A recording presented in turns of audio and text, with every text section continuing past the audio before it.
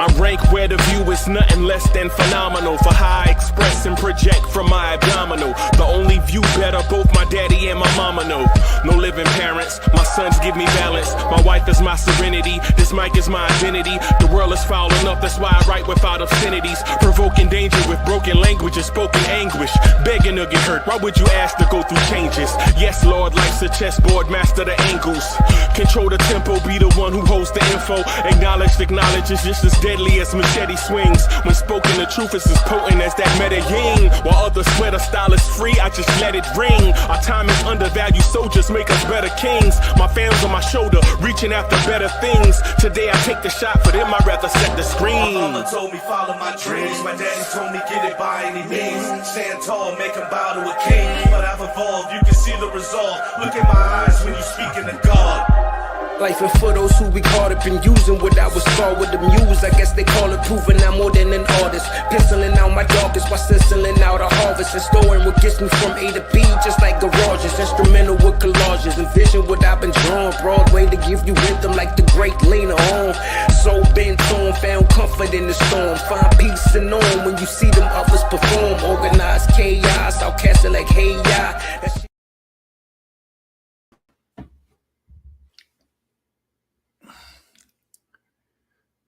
Yo, party people in the place to be. What's good? It's your number one chief rocket, Knicks Universe.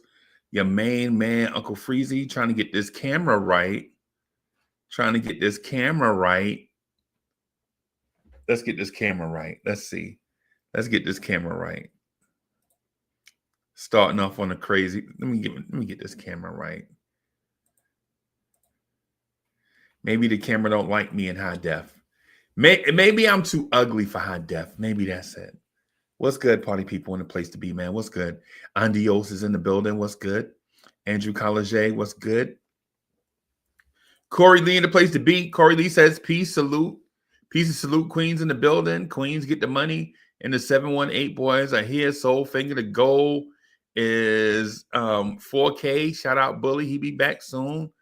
Bully's appearance soon come. Right? Bully, that's our man. Bully soon come, for sure. A lot Wise is in the building, man. Peace, salute. Mr. Dunris is in the building. Salute. Mr. Dunris made it to a live stream. We're live.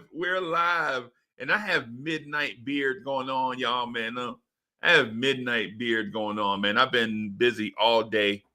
Man. So if I'm not picture perfect, come on, camera. Don't do that. So if I'm not pitch perfect, right now, my apologies, man. Yeah. So let's get it. Let's talk this talk. Let's talk about it. Right? Salute to all our people watching on YouTube. Salute to all our people watching on X. So the Knicks lose tonight. The score is not really important to me. I'll go through certain aspects of the game, and I'll do that. Right? I'll do that.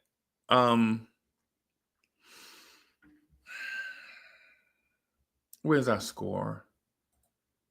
You be patient with me, y'all, if y'all don't mind. Where's our score?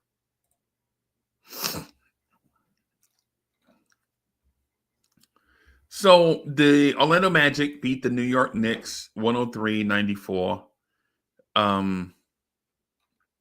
No worries. I'm not worried about a thing, because every little thing is gonna be all right.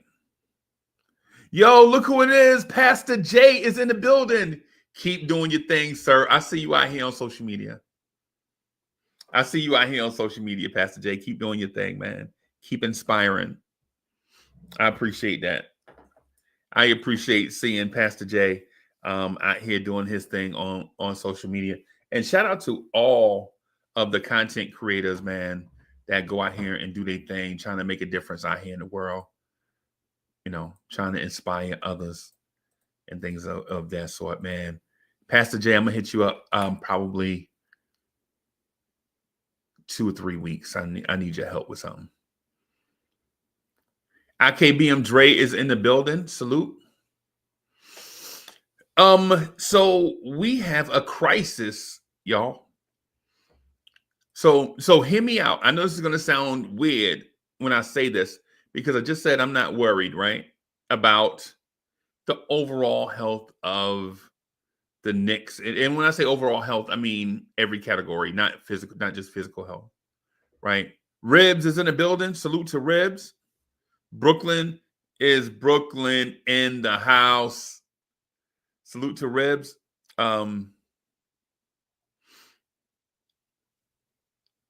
Overall, I think, man, we'll be all right. It's January. We lost twice in January, and I think there are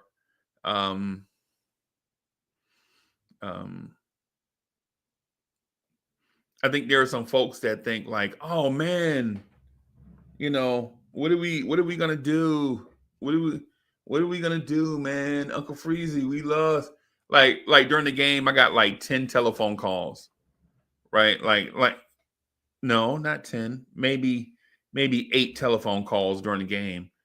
Oh my God, Uncle Freezie, what are we gonna do? We ain't gonna do nothing, bro. We just gonna chill. We just gonna ride it out, man. It's a long 82 games.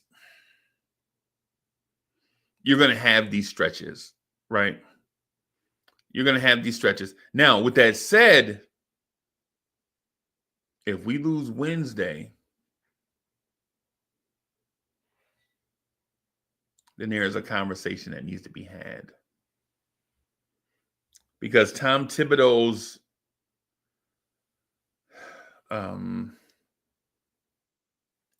resume is one that anytime he encounters a long win streak, he immediately follows it up with, you guessed it,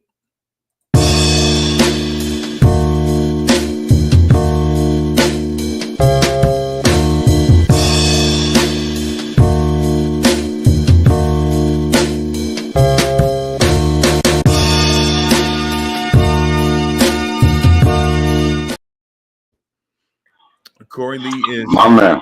Place to be. Yeah, so just real quick. Anytime Tom Thibodeau has a long win streak, he follows it up with a long losing streak. That's his history with the Knicks. I don't know how that transpired in other places. For instance, I don't know how that played out in Minnesota. I don't know how this played out in Chicago. I know in New York, anytime Tibbs wins a large number of games in a row, when that streak is over, you can expect a long losing streak, right? So just get used to it. Lee, what's on your mind? That was not even on my mind. Nowhere near. That's not what I asked. I said, hey, Lee, what's on your mind? Oh, what's on my mind? I got a few questions For the chat. You know, for everyone. Anybody want to jump in and chime in on this? I was sitting back thinking, and not just today for a second, but it resonated to me tonight. I'm wondering, we have some point guards here in between Derek Harper. I'm gonna say that. And I'm wondering, I'm looking at our point guard right now. Is he just a straight scoring guard? You know what I'm saying? Gilbert Arenas, which is cool. Is he a savant of the game? I'm questioning. Is he a 6-man like Jason Terry? These are the questions I'm having right now because I'm wondering,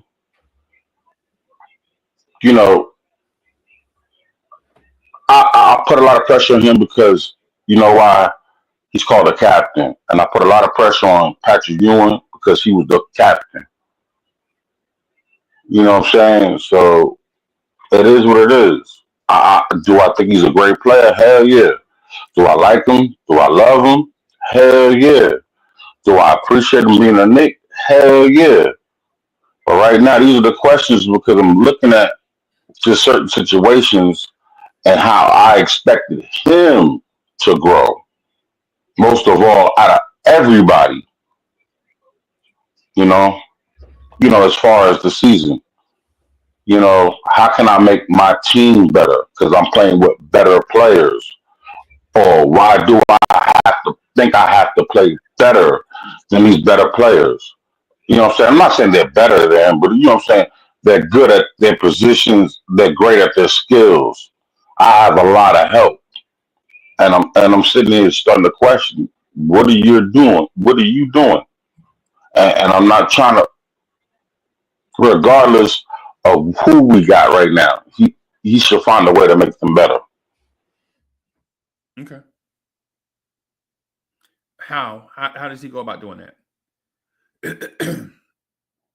outline how he goes about doing that. Yo, the coach gave him the game plan. Yo, he's been in the NBA now, what, 7, 8 years now, Yeah. give or take. Okay, his man been in the league a little bit longer, right? Josh Hart, this is his 10th year, I think. But okay, what I'm saying is the coach told him, sit there, look at the game. It'll tell you what it's going to do. I'm not saying that he's right. I'm not saying he's wrong. But Jason Kidd could get on the court. I'm not comparing these two as saying they're the same type of player. Or even Steph Curry right now, who is an offensive player. So we'll go both those routes because this man is capable of being whatever he wants to be. The point is can he pick and know his spots during the game and still make his teammates better in a situation? That's my question.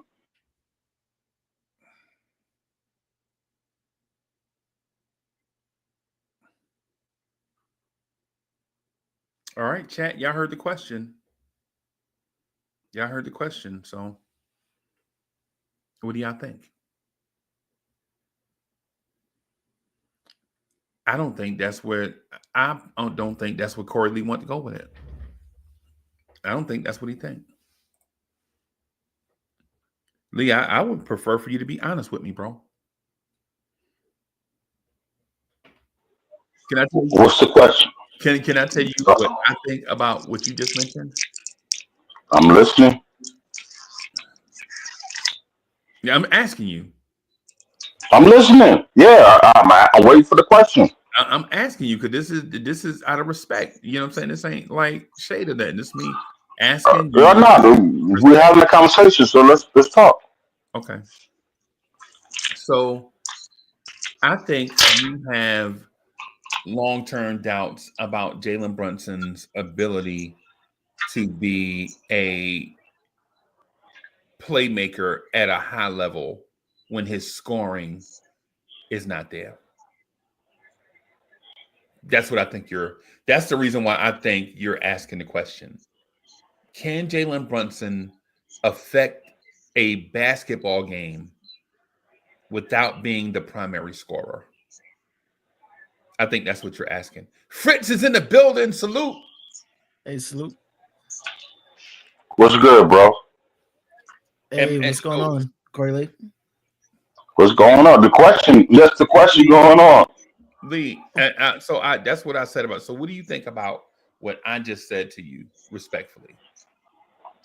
I mean, yeah, a lot of that has what you just said. Yeah, especially not even high leverage games, just in games. Period. We have a lot of flipping talent, and we're not. It seems like we're not utilizing it the right way, and you know, and you can blame the coach because he should probably have a different offense. Who cares? But this is his. And I think he dumbed it down enough so he had to make it hard for anybody to figure it out. Anybody, offensively or defensively. I think he's just like he wants these cats to be much more. I guess I don't know. Be smarter. Think about it. What you doing? How you doing it? The way you doing it? You know? Is it about you? Do you think you can do all of this right now? You know, either or. And that goes same thing for Cat. Oh boy. Oh boy. Here we go. Yo, Cat is injured, bro. We gonna talk about injured players? Hey, I'm not saying anything about anybody. I'm just saying situations. That's what I'm talking about. Because I expect Cat to be back, what, Wednesday, right? Hopefully, inshallah. You know what I'm saying? I don't wish nothing against that man. I need him. Cat Get going. up. Cat All going. right, then. Let's just All right. so if we just stay on the topic though, if we just stay on the Jalen Brunson topic, chat, what do you think about what Corey Lee just asked you? Don't be afraid of Corey Lee, right? Lee don't play no games, but he asking you a legitimate question though. He wants your excuse me, he wants your opinion. So if you're in the chat and you heard the question, answer his question. Chat, what do y'all think? Can Jalen Brunson impact a game positively when his shot is not going? What do y'all think, chat? Can I kind of answer on that one? Yeah, man, do your thing, bro. But Jalen Brunson doesn't have to be the ultimate point guard. I think it's kind of, I don't know. It's kind of like, I would call that kind of scheme, because Seth Curry isn't a great quote unquote point guard, but they make it work. He's good. He's not a great point guard, but he makes it work. I think maybe that's beyond Tibbs' scope as a coach. You know, I'm And going to let you finish because I'm going to rebuttal what you Yeah, just said. let him. Don't cut him off. Go ahead. Yeah. no, because I don't think Steph Curry he's not a great like passing point guard, but he's a playmaker. I think there's a lot of things the Knicks could be doing that they just don't do. And I think it's just beyond Tibbs. Like he's not like running off screens. We're not doing a lot of things some other teams are doing. Okay. Yeah, I think our offense is kind of vanilla at times. Lee, what you think about that?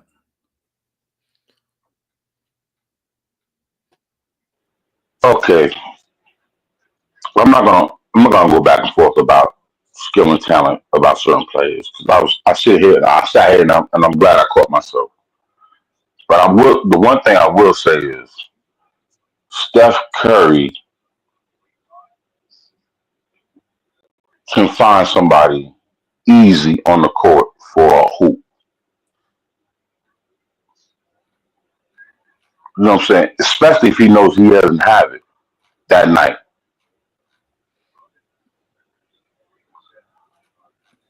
I'm done. That's all I'm saying. No, I think they run a better offense than we do. They run a better off. Like they're constantly moving. There's a lot going on in Golden State. But there's certain point guards can see the whole play develop. I don't think Jalen Brunson sees the whole play develop. Like I think if he gets in the middle and he'll see something to open up. Thank you. You just answered my question. I think he'll dunk it off to someone, but he doesn't see the whole play. I think there's a lot of point guards who don't see it as it plays, but the offensive scheme is so good that they don't have to. He's not John Stockton. Like, there's some people who can see the whole play develop. And he just doesn't. He doesn't see it. That's interesting. You said a few things there that were interesting to me. And for instance, when you mentioned that they run a better offense than us, I don't know if I agree. I think their offense has a all-time great player in it. Right. Say, for instance, if Trae Young was in that same offense that they run, that offense wouldn't look the same. You feel me? To me, it's not about the X's and O's, it's about the Jimmys and Joes.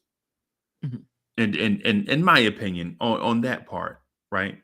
Because think about it, if Steph Curry was in our starting five, would we still complain about the 5-out offense? If Josh Hart came off the bench and Steph Curry started, will we complain? Will we say the 5-out offense is not a great offense? No. Steph, we wouldn't. I don't think Steph would be standing around. No. He's probably built more for a 5-out offense because he can dribble, pass, and shoot. Yeah. And But he's not a diminutive guard either. Steph is a solid 6'3", like 6'3", 195. One thing about Steph, he's not going to stand around. Like, their offense is they're constantly moving. There's a lot going on. I think with the Knicks, in the first half, you see the Knicks try. In the second half, reading and reacting. They're standing around in the second half. Right. They're standing around in the second half. They're tired. Yeah, I think so. Yeah, you see Josh Hart hold. Josh Hart is the initiator in the first half, and it works. Josh Hart tries it in the second half. It doesn't work because they're no longer moving. They're standing around now, and it doesn't work in the second half. Okay. You can get away with Josh Hart, being the initiator if everybody's moving, everybody's standing around. It does you no good. Okay. So I mean, I think what maybe JB sees is, okay, I got to get in the middle. I got to mix it up. And he gets in the middle and he's just trying, I don't think I don't know. He's just trying to make something happen. That's what guards do though, right? I know, but it's everybody ain't moving. They're not. He's just trying to get downhill and make something happen. Okay.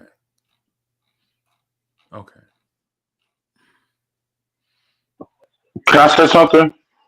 Why is that? Because maybe they think that they know that he's freaking gonna go off right now, or he's trying to get off because he didn't get off earlier. See, my point is understanding and learning playing the situation. We've been in a lot of situations lately in the last 4 or 5 games where we needed Herculean efforts out of certain players, glue guys and stuff like that. To get other players off. And our point guard really hasn't done that in the last 6, 7 games.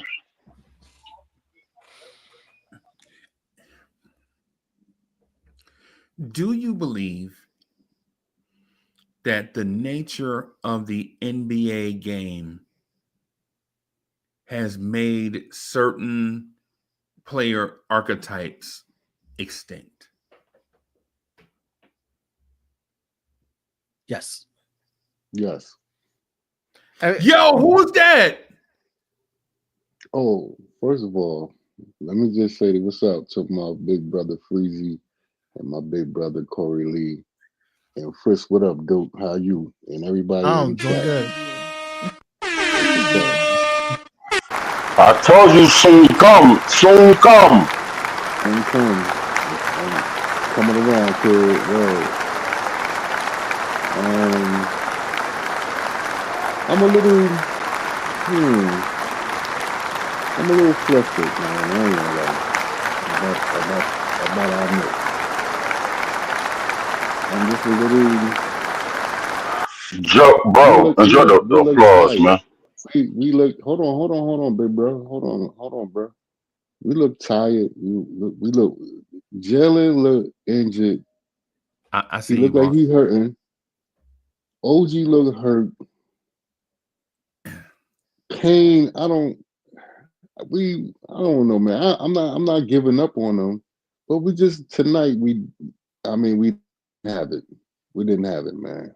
And they didn't have their starters. They didn't even have Cairo, right? They ain't have the But top we 4 players. still lost.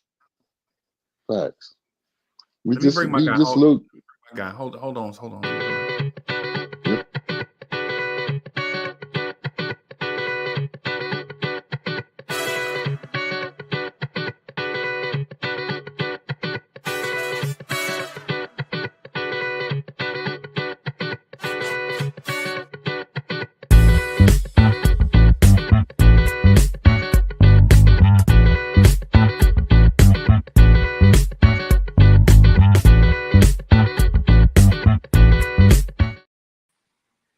Yo, What's happening, fellas?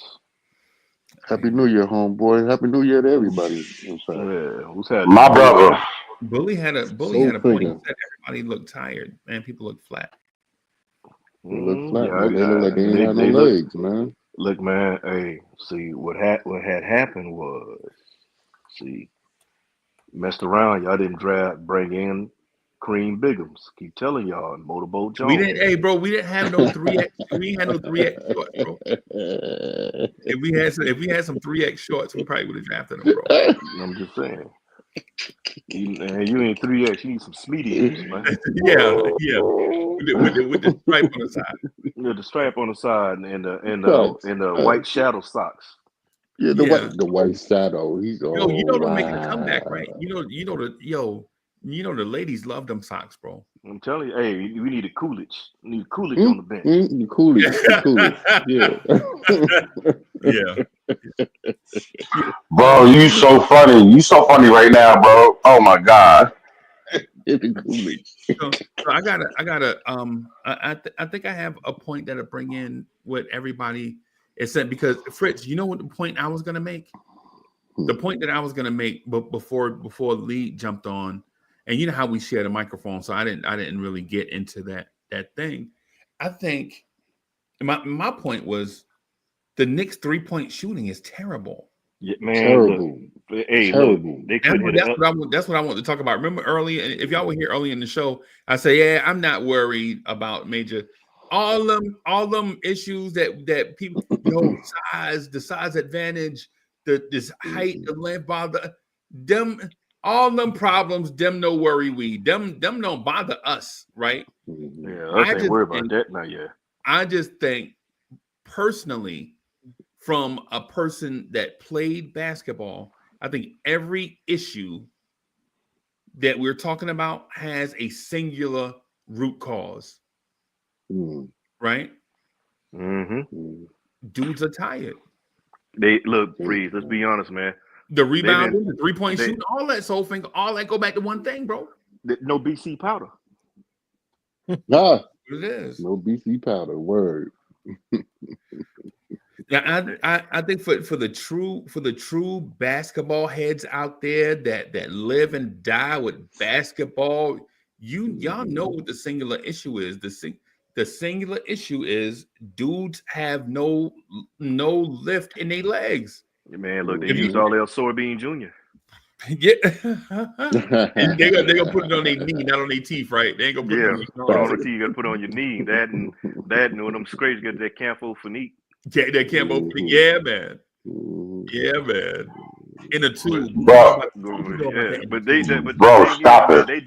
What, C. Lee? What? No, not you. No, I'm just saying. But overall, though, they did look like a bunch of beat government news. They look tired and wore out. They really look did. tired. They look worn out. They look worn out, man. They look beat down. And hey, look, I don't often agree with him, but he does make some good points at times, and I give him that. But I don't know if you're seeing what Sherwin has a point. What he talking about with some of the size. in lineups. Mm-hmm. In certain teams, you got to change it because it's about matchups too.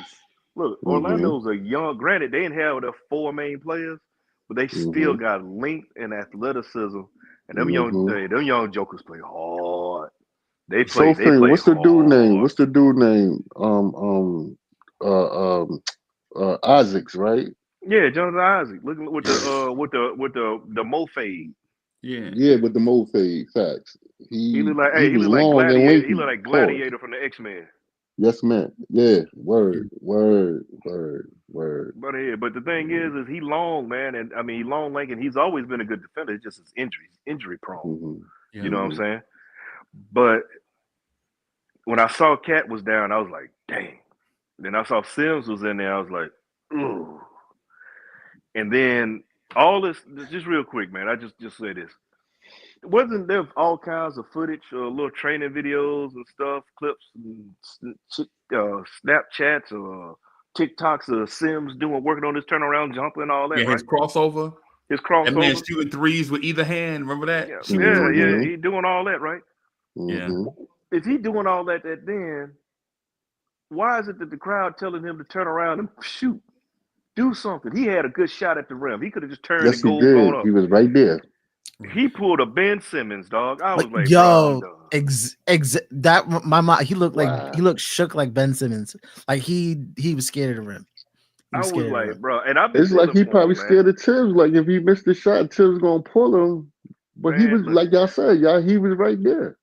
I've been pulling for him, man, because I'm not one to just always want to beat up on the player. I joke around or whatever, just come at him maliciously, but it's to a point now, man. Ben Simmons. I mean, shit, Ben Simmons. Sims. If you ain't throwing him an alley oop, he ain't gonna score.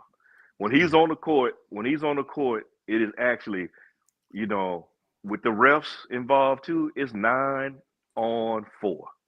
Hmm. 9-on-4.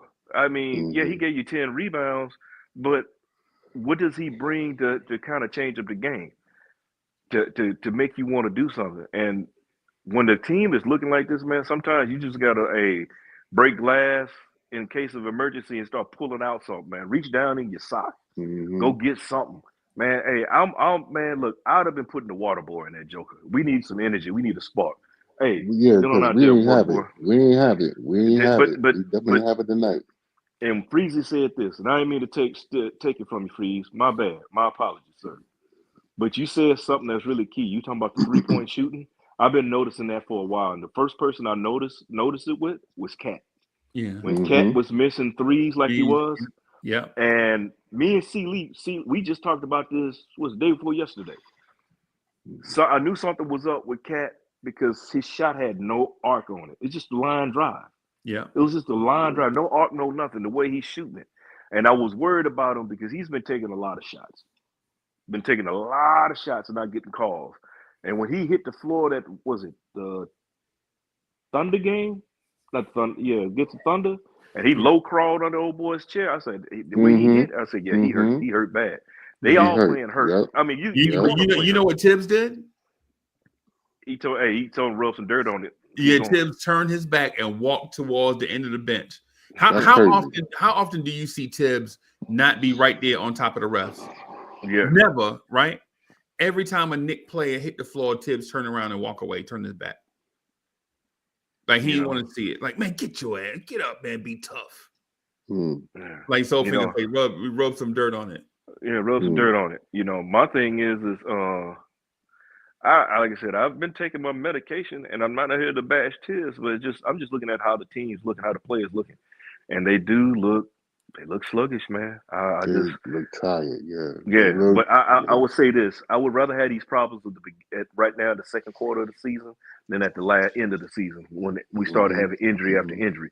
So we have time there's time for them to work it out and fix this. There's still time, so I'm staying positive. Can I disagree with you right there? I mean, you can, but I would just say. Let me just interject. I'm just interject a little bit, right? Not over in your overall point, just on what you just said, right? The injury part. The injury thing is going on right now. This is how our season always. This is how the injury bug always gets us, right? It always be a dude that was supposed to play and then he don't play, and then you find out he hurt, right? Mm-hmm. Like this is like you remember last year with Hartenstein? Oh You were my like God. Hartenstein Yeah. just played last night. How Yeah. he talking about shoulders? His Achilles. He had the Achilles problem. Yeah, The whole Achilles, sore yeah, Achilles. the all Achilles. y'all remember that last year? Yep. Y'all remember that last year with Achilles. Hartenstein? Mhm. Hartenstein came back Mhm. with them little pink circles all over the top of his body. Mhm. Them little pink what you call it, Sophie? You know what I'm You talking talking about about. them suction? Yeah, they were cupping. It was doing the The cupping. cupping. Yeah, the cupping. yeah. He came back with them. And remember, y'all don't remember Precious Mm-hmm. played 40 minutes a game last February? Mm-hmm. Nobody remember that.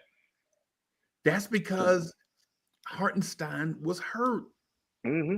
Remember, Hartenstein was Well, missing time. Well, Harten- remember you remember just real quick when Freezer when Hardenstein, we knew when he was feeling good because he had a good game. He put up some numbers. Yeah. But then when the Achilles and everything, whether he wouldn't use. Yeah, man. Yeah, and so to the point that you were making about it's not necessarily the injuries yet. I'm here to tell you that Deuce McBride missed a game because he got hurt in warm-ups, right? And he's like, he's day to day. He's warming up before the game. Yeah, I ain't seen him since. Yeah, scary thing is the bad thing about it is it was a hamstring, and we already know hammies ain't no joke, man. Right, and that's the point. If you listen to, and no disrespect to the Knicks media, right? But if you listen to the Knicks media, they'll say something like, "Yeah, it's a hamstring. He day to day, man. He was working out, man, and you hadn't seen him since, and you never get a true sense of how long dudes are going to be gone, right? Because, and I don't know if y'all remember this or not. I remember this, right? I remember Game 7 against Indiana, and the Knicks were like, "Yeah, Mitchell Robinson can go tonight, but he's not quite there, so he don't want to risk re-injury." Oh, you talking about, man? Look, I said, that was, I remember that because he was in the boot. I said, people were talking about he coming back. I said, the hell he is. He in the boot. Right, but and that was Game 7 against Indiana in the Garden. They were saying that about Mitch, right? And we still ain't seen Mitch, bro. Right. And when Precious Achua pulled his hamstring and Tibbs was trying to talk to him, something that, now Precious was like, nah, no. And Precious walked straight in the back. The Knicks media was like, "Oh, it's a hamstring. He's probably day to day." Precious missed 21 games. 21 games. Yeah. 21 games. Yep. Right. Right. And now Deuce McBride pulled his hamstring in warm-ups. And they were like the last game against Chicago, or I guess it wasn't the last game, but the game before the last game, 2 games ago against Chicago. They were like, "Yeah, Deuce was warming up and he could have went, man. They just want to rest him a little." Bro, tell us the truth, bro. If he gone, just say he gone. He gone, right? Just put it out there. And then y'all heard the thing about Cat tonight, right? Mm-hmm. Y'all heard the thing about Cat. Chat. Y'all heard the thing about Cat. And I'm not fear mongering. Right? That's not what I want to do because I want to have real conversations with everybody. I don't want to shoot anybody to gas. And more than anything, I don't want nobody shooting me to gas. Facts. Right? Right. And I be wanting to talk real talk. I don't want to talk like make believe. Like, yeah, he tore his hamstring off the bone, but he'll be back tomorrow. Nah, bro. Yeah, he got a compound fracture. Oh, that's all right. He got a bone sticking out his thigh. He'll be back tomorrow. He gonna go tape it up. No, don't tell me that, bro. So, Big Bro Freeze, can I ask you a question real quick? Let me finish this. All right, go ahead. My bad. Go ahead. My bad. Just one part real quick. And so with the injuries that we have, because I'm addressing what Soulfinger said, right? And so if we respectfully, if we could just, I just want to give it back to Soulfinger so Soulfinger can finish, right? Facts. But Soulfinger, the thing is, it's not even the rotation guys, right? Remember when Landry Shamet dislocated his shoulder in the preseason? And they were like, "Oh man, he might miss a month and he'll be back." Bro, he didn't show. Bro, they were talking about November. That man didn't come back until around Christmas. And he a G leaguer, right? My thing is, I personally believe as a basketball fan that the injury thing has already started. We're in the midst of it. But like most years, you don't have Fritz. We don't have a game where 4 guys go out in one game and don't come back. Generally, it's like a cumulative effect, right? Like, oh man, we'll be OG went out, but that's all right because Cat will be back. And then we do the musical chairs of what injury person is going to come back to replace what injured person went out. But what happens is all of them dudes usually are all out at one time. And then we'd be like, nah, man, Tibbs will figure it out because Tibbs know how to win with a trash roster. Tibbs will beat the. All we got to do is tread water. And then the tread water thing gets us in the mindset of treading water, and then we make the playoffs, right? With the tread water mindset, and then we lose in the second round, and then we blame Julius Randle. Well, Randle ain't gone. It's gonna be Bridges this time. Oh, it'll be Cat this time, bro. No, it's gonna be Bridges. Oh, Bridges Bridges was the whipping boy Bridges. before. Hey, he was the whipping boy before because the trade, all the draft picks we gave up to get him. Wow. I'm just saying, I've been laying lower than an earthworm. I've been just in the back seeing some of the stuff in the chat around, so I know Bridges was the one. But I'm just staying positive about it, man. I'm just gonna stay as positive as I can. I hear what you're saying, Freeze. Facts. But I'm gonna stay positive about it, and I'm gonna keep hope alive. Like, hey, I'm gonna keep hope alive and pull the Reggie Jackson. Can we all just get along? But I mean, the injuries are becoming Rodney King.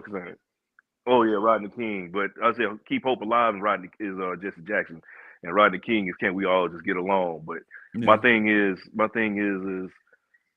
the injuries are concerning. I'm not trying to overlook it and be sitting there with rose-colored glasses and say, "Oh, the glass is half full," when this could be half empty. I'm just going, I'm gonna still stay on my medication, on my shut the hell up medication. I'm gonna take it once a day and twice on Wednesday, and just let it play out. I mean, the injuries is concerning. I mean, don't trust me. And I'm not saying I know everything or whatever, but being that I was a doc in the Navy, and some of the injuries they talking, I was like, yeah, they ain't coming back that fast, bro.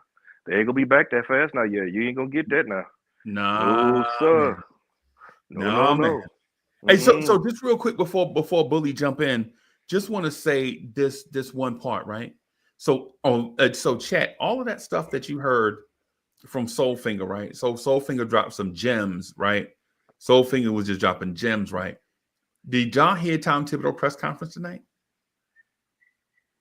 Tom Thibodeau's answer to everything that ails us is practice. Practice. Not rest. Not rest. Not rest. Tim rest. said we have a way to rejuvenate the guys, man. They got to get sleep and hot and cold tub. Mm-hmm. That's what Tibbs was talking about tonight. Tibbs was talking about, man, their rest. They got to get proper sleep, and they got to get in the hot and cold tub. That's what Tibbs was saying. Man, they in order for keeping his players fresh. Not a game. Not a game. Not a game. Oh, that's the AI right there. Not rest. Not rest. Sleep. Not sleep. Tibbs said proper sleep in the hot and cold tub. Anybody that saw the post chat, if you in the chat and you saw the post game press conference, put a thumbs up in the chat if you saw it, so that everybody else would know that I ain't shooting you the gas. That's what we need. That's what they just need. I'm telling y'all, they need BC powder, man, and put Vicks, put the Vicks on their chest with the Vicks mustache. Put it on the bottom of their feet with some socks. They'd be good, dog. Trust me. They'd be good. And some gin and rock candy. So, oh my God, he's taking me back to my great grandma. Hey, not gin. You don't need the gin. You gotta get that. You gotta get that. JD. Rock and rye. That's right. That whiskey. JD. Whiskey, peanut oil. Whiskey, peanut oil, honey. and That's rock right. candy. That's Put right. it in there, That's shake that right. joker up, and It's take some 2 lemon. tablespoons. Hey, It's some and lemon. take 2 tablespoons. Hmm. But And go Freezy, sleep. I'm not going to front on you. I'm not going to front on you. At 6 minutes, and 32 seconds into the game, I turned it off because Yep. I see I had to turn it off because they wasn't looking right. They wasn't looking right. They wasn't doing what they were supposed to do Mm-hmm. and everything. And then I mean, yeah, I see Sims was doing his thing, but you got. I'm not saying that you got to put the young man in there. You got Hope Porty or whatever. You got a couple of cats Airport. on the bench. It wasn't not Mm-hmm. that you could insert to put energy because they had. It looked like they had no energy. They had no.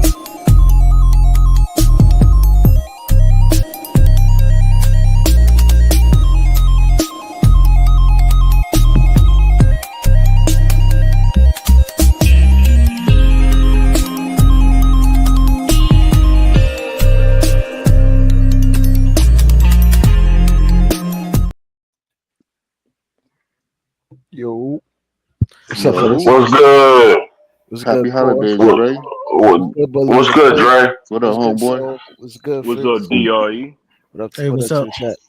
Man, Hold on a second. Before you take off real quick, I'm gonna say one thing. go ahead, bro. You know, these certain players who've been on our team for a minute. You know what I'm saying?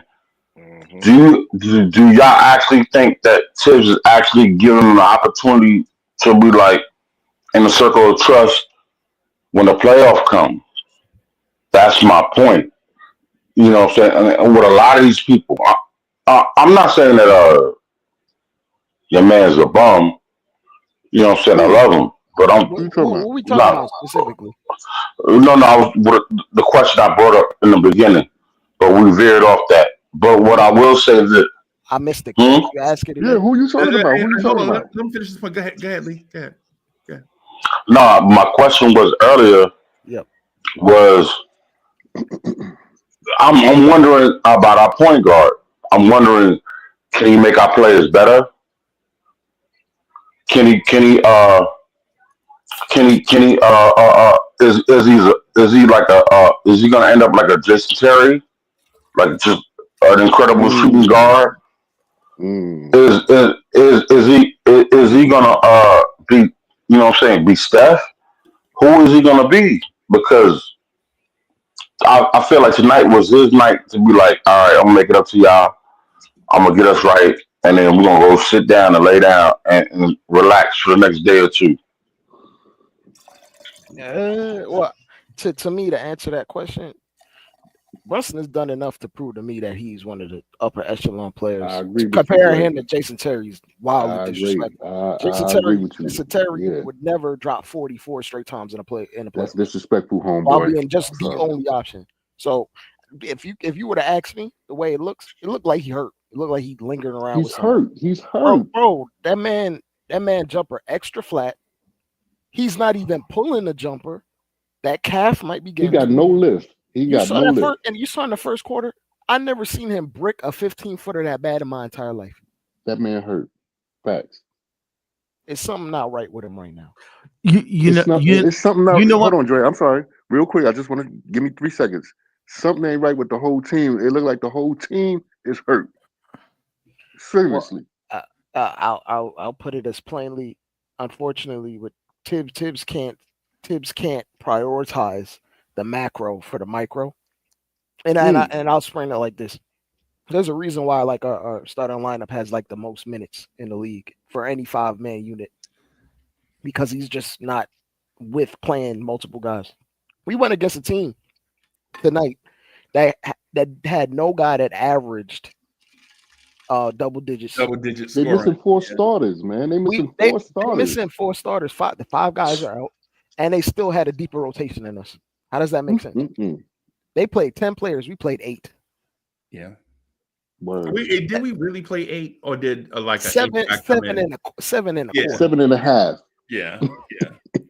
And sometimes that can get you in trouble where Tibbs tries to win every single night, and in that process, down the line, it comes back to bite you when you need some guy. Like if you look across the league, You look at star players across the league. You look at the Cavs. You look at the Celtics.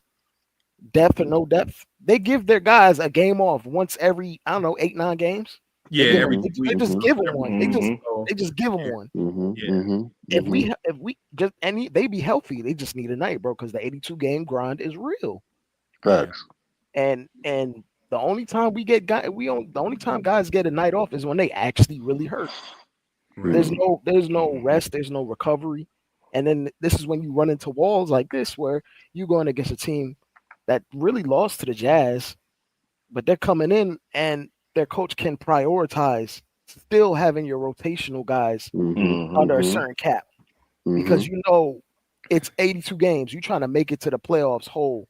Because the thing that Tibbs doesn't get, it don't really matter what we look like right now, because we know we have the pieces to compete at a high level. The idea it should be just to make it to the playoffs. Don't be in a play-in. That, to me, like, obviously you want to have home court as many rounds as possible, but this talent has enough to win on the road. It don't matter where we are. We can compete. We already showed that we can compete at a very high level against OKC. So it's one of those things where Tibbs is trying to win every single night, and sometimes there can be scheduled losses. Like, I feel like the game we played against the Bulls was a straight schedule loss. Straight, like, there was no. I don't think we had a chance of winning that game, regardless of the result against OKC. You go out and play OKC as hard as you did, 40 minutes, whatever. You come back and you play in the highest paced team in the league, the Bulls, which are the Bulls. They are the highest paced team in the league. Dre, let me ask you a question. There was no chance we was winning that game after halftime, unless we were up 30 at half. We were gonna start sputtering. There's a reason, like, why when we get up in huge leads, if you notice this thing, we get huge leads. We in the fourth quarter, we get up 30. They be dwindling down the lead because our players just be tired, bro. Dre, let me ask you a question. You can't play with that in level intensity for 48 minutes with 6 guys, 7 guys. It's just it's not tenable for a whole season. Let me ask you a question. Let me ask you a question, Dre. Do you think Tibbs is doing the typical Tibbs thing with beating his players up? I mean, well, I ain't gonna say beating them up, but weighing them down. Sometimes I'll say I'll put some on the players. Like, a player's got to execute no matter what the coach asks you to do. Like, we didn't execute at all. We got beat up on the boards. Some of these players, I'm gonna keep it real with you. Sims is not really an NBA player. He's only an NBA player because Tibbs tries really, really hard. Let me. I don't know why y'all keep doing it to jump man, bro. Jump man! Hey, Tibbs running the light skin defense. Hey, keep it real, now, Dre. Man. Keep it a buck, homeboy. Keep it a buck. Tibbs be tibbing. Well, you foul for that. Every time I see that, man, I be thinking that dude have a verse on a Kendrick Lamar song, bro. Oh my God. Jump man! He said he got a verse on the. He gonna come out there, like, he gonna be coming out there doing that little walk. Yeah, man. Hey, but I was. Yeah, go ahead, Soldier. Just real quick, T. You said, I don't know if you heard me when you said about Bronson. I've been saying that he looks injured. Yeah. Because he needs when like have you? He needs like a week off. Because when have you seen him just go to the? Miss layups the way he's been missing and stuff, man. And a lot of these shots. Yeah, he taking all kinds of shots. His shots looking crazy. His shots look crazy. He airballed a floater tonight. Yes, he did. Yes, he sure did. And I don't know if you know, like, Brunson, since as of like the last 2 years, he has the most effective floater in the entire league, and he airballed a floater. He's not even looking to shoot threes right now. No, you know what, Dre? You know what played? He's usually automatic. The walk-up three. Yeah, you're not even taking them. He's not even looking to take. He ain't even looking to take the walk-up three. Yeah. He took 1 3 tonight. One. And they've been open. Like, he could have walked up 3 so many times, and he ain't doing it. He ain't looking for it. The last. Oh, sorry about that. My bad, Fritz. My friend. Go ahead, Go ahead. No, I'm just saying. Saying that the whole team is like injured, man. It's just little. They're gonna have injuries, but just these soft tissue injuries and stuff like that, man. Kind of a big thing. They said on the telecast, Josh Hart like pulled up and touched his hamstring, and then Yep, he he's touched his hip. Yes, he did. and Yep, then Breen was like, oh, he's looking like he's not feeling it. But yep. everyone has different pain thresholds. Mm-hmm. That's normal. But when you're dinged up, you're not going to execute at the highest level because maybe Bro, we in Josh the Hart is middle of the not season. Like, come Josh on. Hart is not the greatest at closeouts, but man, it looks even worse than normal. Yeah, let me get back to. I wanted to ask Fritz. Fritz, did you see the Thibodeau post game press conference? No, I just seen clips. You saw clips. Did you see the? I seen the clips about fatigue. They asked about him about fatigue, and then they asked Jalen Brunson about fatigue, and their answers were basically yes, but they try to spin it. Right? Do you recall what Tom Thibodeau said about resting players? Did you see that? He said it's cumulative. Right. They said, oh, he said, yeah, it's probably that, but it's cumulative. It's a whole bunch of other factors. Right. Yeah, Right. Dre, did you get a chance to see it too? Mm-hmm. Yeah. When It's he said one of those. the answer to it was sleep in the hot and cold tub. That man said it looking like we have low energy. That's what he said. I'm like, Yep. You wonder why? I wonder why. I wonder why, right? Like, Hey, but you like need we gonna. more practice. I'm not gonna lie to you. We gonna have to scratch and claw till we get to the All-Star break because that's usually when we like revitalize and guys get some rest. Because the role players revitalize, not your all stars. Well, I think both, Freezie. I think both. Well, I mean, well. The only thing on that, your Dre, all-stars are on a whirlwind tour for the weekend. But they ain't playing high intensity basketball. It's traveling on a plane is different than busting your ass for 3-4 miles every game. We traveled on planes before. Yeah, yeah. That's not for you. You know that. But it's like, but these dudes, especially McCall, he's running 3 miles every other night. Yep. Then getting on a plane. And then you notice in every other game, like he's tweaking an ankle, he healing over. Right. And you never see that from McCall. Right. Hey. But Dre, but you missing my point though. Like with those other guys, legit, like when they even asked Josh Hart about it, Josh Hart was like, yeah, I'm just gonna stick my toes in some sand somewhere. That's what Josh Hart said. Right? But Jalen Brunson gonna have to do all the all-star activities for that week in appearances.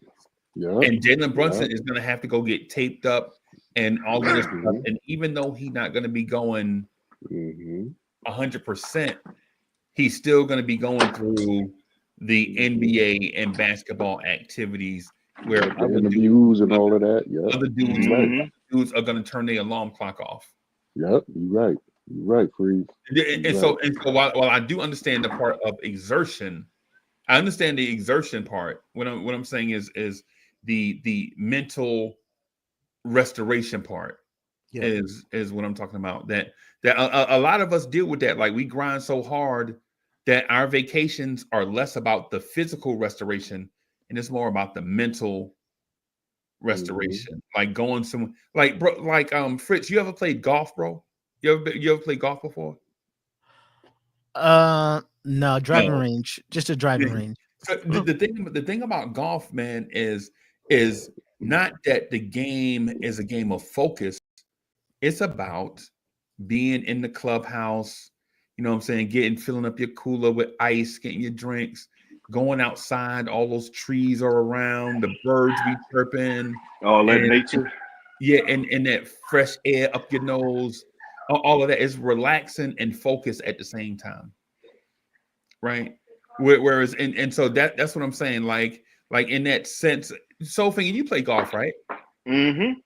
You know how you go out there and you standing on grass? Straight up. Yep. All nature, baby. It's all nature. The breeze is blowing from the little cut up the trees.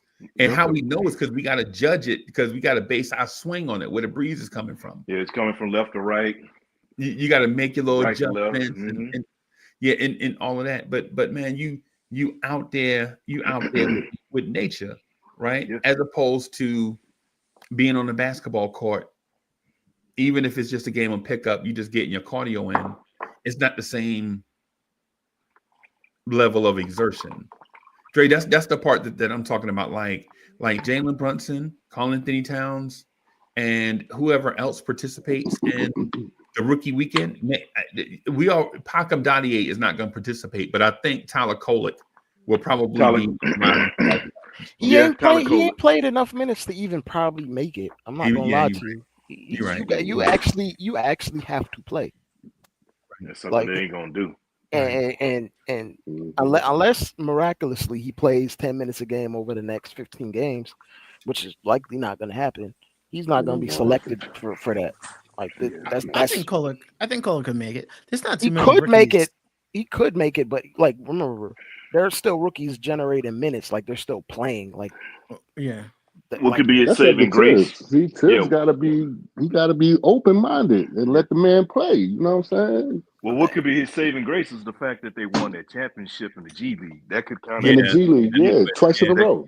That could probably be the thing. But as Dre was saying, you got to get some time, bro. You got to get more burn to be acknowledged. You know, it can't just be because Knicks fans are the ones talking about Tyler Kolek. What are they saying outside of Knicks Nation about Tyler Kolek? So what I'm saying? So you got to look at it at that point. Of course, we're going to talk about the players that we got, and you got certain hives or whatever you want to call it, fan base that really want to see him play. But what does the other players and coaches think of him? So politics of the game come in like that. Yeah, he probably won't make it. I think they'll give Dillingham, even though he don't play. He don't play. Dillingham still make it just on the strength of a lot of picks are gonna make it. Yeah, Khalil might be there. He don't hardly play. Sims will be back in another slam dunk contest. Yeah, doing the Obi dunk. You know what? Jump man. Man, freeze. It's just unfortunate because at points in the game you see Sims get the ball, and I'm just like, I know for a fact Huck Porty doesn't have all his rotations down. That's where I was about to go. But go ahead, Fritz. I'm sorry, my bad. It's not Fritz, but man. Oh, I'm sorry, Drake. My bad. I'm sorry. But you can see he has. Like I understand what Tibbs is doing, but he out there throwing Precious and Sims in the court at the same time. Facts. And neither one of them have more basketball skill than Huck Porty. I swear to God, they don't. So the idea of Precious is better than what Precious actually is. See, but that's the thing. That's the thing I want to say to everybody. Don't see y'all coming at me with a double big lineup, right? And I'm asking y'all, who the hell are the double bigs? Point them out. Well, Freezie. Point them out. Well, Freezie, y'all telling me that Precious and Jumpman are the double big, bro? Both of them dudes are 6'10" and under. They're only and Motorboat Jones. Oh no, Motorboat Jones is more wing. They're only Freezie. They're only bigs in the sense of their skill set because. You tell me Precious is a 4. I tell you that man don't have the skill set of a modern 4. No, he don't. So, like when you running them both out there, I guess a good defense. If you telling me he's a 5, if you telling me he a 5, I'm saying you don't know basketball, bro. Yeah, look, I would rather see Precious whether it's a traditional 5 or a modern 5. Precious don't have. First of all. To be a 5, you got to be able to finish at the rim. Precious can't fit. Precious is one of those dudes where he shoots better the further he gets away, but his position is close at the rim. Right? So you're saying he's a nearsighted player? Yeah, this absolutely. I'm saying he needs to clean his glasses. That's what I'm saying. Now I'm not gonna completely jump off the cliff about this game because it's just one of 82. It happens. 1 of 82. Yeah. Like I done seen the Celtics lose to Atlanta without Trae Young. So like it happens. But there are certain things that are concerning that you see when you have like biases that'll rear its head in the playoffs. And like the unwillingness to deviate from lineups, like you can't force an 8-man every night. Are you getting away from Corey Lee's point though? What was Corey Lee's point? Like the thing about Brunson, like, or is he a Jason Terry? He already shown enough to me in I what don't 2.5 think he is years that now. Come on, that man. he ain't. No. He is a upper echelon NBA Yeah, player. he ain't no Tebby. Man, come on now. But, Quality was I wrong for don't. that. But that's not what Lee is saying. If you heard the Does he make his teammates better? That yeah, part. what Lee is talking about is impact, right? He's not talking about putting up numbers, right? He's talking about impact. That's why he brought up Gilbert Arenas. Like, who put up better numbers in his era than Gilbert Arenas? Well, But there I'll was put a a minimal impact. He was about. I put Motorboat a wrench in that. Plus minus is a mediocre stat over 1 game samples. It is a very good stat over large sample sizes. And he's been a top 10 player in plus minus in the last 2 years for large sample sizes of games, which means when he's on the court, his team is usually winning those minutes. So to say he's a non-impact player, we on pace for another 50-win season with him being our leading scorer. I can't put him in that just like impactless scoring category, non-winning player. Like we will never have one of those seasons where Gilbert Arenas was out there getting 30, but his team was 30 games under 500. But we will never see one of those. Gilbert Arenas That's a Jordan Poole. 28 points a game, and his team was a second round exit team every year. Like not every year. That would be. I guess that's my perception of it. I mean, I know not every year. LeBron punched him in the face a couple of times. Spanked him. Actually, spanked him. Yep. Yeah. So that's what I think. That's what the question is Jalen Brunson capable of being a championship leader? Like, can he lead a team to a championship? I think absolutely. Or is he just a scorer? Is he Damian Lillard? No, I think that's on Tibbs. It's on Tibbs. Yep. You changed your answer mid-sentence. I noticed you changed your answer mid-sentence. No, you know why? Because he has gravity. And then low hanging fruit. Once he has gravity, he's a willing passer.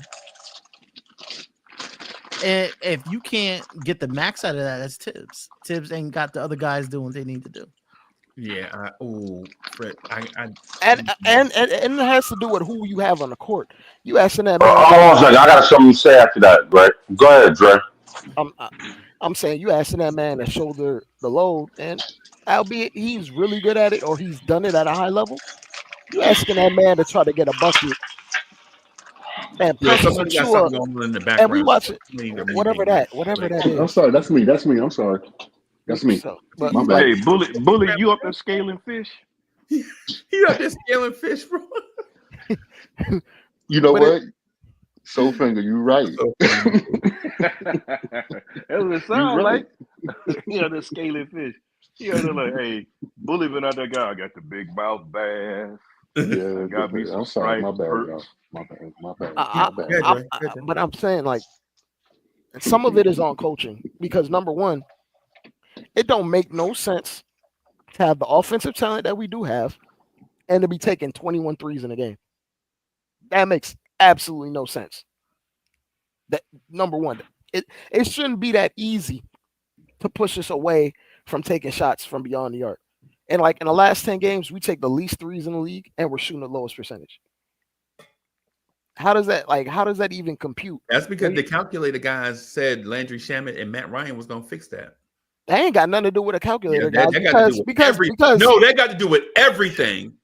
Because shooting was going to save the day. If they were shooting 100%, and now that this moment is here, y'all are backing away from it. Can I talk? No, I'm not backing away from it. No, I'm not backing away from it at all. Because if they were play us on some, I didn't say that. No. If he open up your rayon shirt with the fly collar and let your taco meat. Say it with your chest, great. Hey man, I'm about to use an Afro pick on my taco meat right now. If them dudes came in and made 5 out of 5 threes, every game we would still be last. in the league in attempts, we would still be at the bottom of the league in percentage. Right. Oh, my Number one, God. Brunson is shooting terribly from three right now. OG Right. is shooting terribly from three right now. Yeah. Mikal is not even getting his shots up unless it's out of the corners. Josh Hart, we know what Josh Hart is. Deuce isn't shooting 40% like he was the last reason year. why the G League guys were drafted and even given a roster spot is so that they can come in and shoot the three. And I saw Landry Shamet tonight couldn't even get open for three. The three shot did take. I don't remember all three threes he took. Sounds like coaching to me, Freezie. Right. It sounds like roster. It sounds like the player. That's nah, bro. Y'all can't. That's what I'm saying. Y'all can't. Rick Brunson about to be the next head coach. Bro, I watch these guys, bro. I know basketball. Y'all not getting ready to play me on a coach schemes you open type joint. Nah, because if a coach scheme you open, your ass shouldn't be here.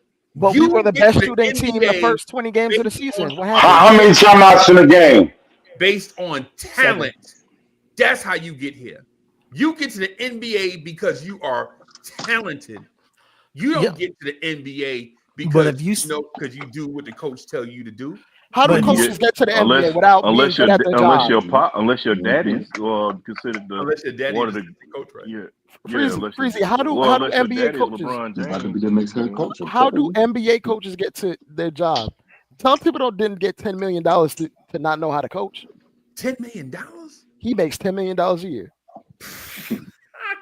And you think he didn't get here not knowing how to coach? We were the best shooting team in the league for like first 25-ish games. 25? Bro, that man made $10 million a year, bro. I already. He got 30 coming. He got 30 coming. Oh my God. He got 30 more coming. Yup. Don't matter if he get fired or not. That man gonna be on the Hamptons. I guess ultimately what I'm saying is for the calculated people, this is y'all moment. Y'all promised us, and not just. I'm not saying Dre is a calculated guy. I don't think Dre is a calculated guy. I think Dre is balanced, right? Mm-hmm. I think Fritz might be a calculated guy. No, I think I'm balanced. But you know, these what I mean by balance though is embrace the calculator, embrace analytics, and embrace the stuff on the floor. Like do you know? See, I'm a fingers and toes kind of guy. Do you know what sets everybody are running? Me too. Fingers and toes. That's what because I think there's a difference between analytics, abacus, right? Because all we know all analytics are is stats after the fact that are projectable. Those are analytics, right? Because an event has to have occurred for you to have analytics, for it to be projectable, right? But in terms of the calculated guys are like, I'm just going to get a guy that fits our salary cap, that we think can shoot, or that we think fits a certain skill set. Oh, you need a 40% 3-point shooter. I can't find one, but I can find one that's 34% from the top of the key, but 45% from the corners. Would that do? No, that's money ball. That's money ball. No, that's money ball. Wait. So what are capologists doing? What are they managing? No, they're managing money. The money, but when it comes to Tom Thibodeau, the way he's coaching ain't up to snuff. These are Leon Rose questions. These are quotes that Leon Rose needs to. If that's his friend, he need to get on it, because I can't protect you. See what they need to do. What he need to do is sit down. So figure got 12 fingers. He counted on all of them. Go ahead. All the fingers. That's why he's soul finger.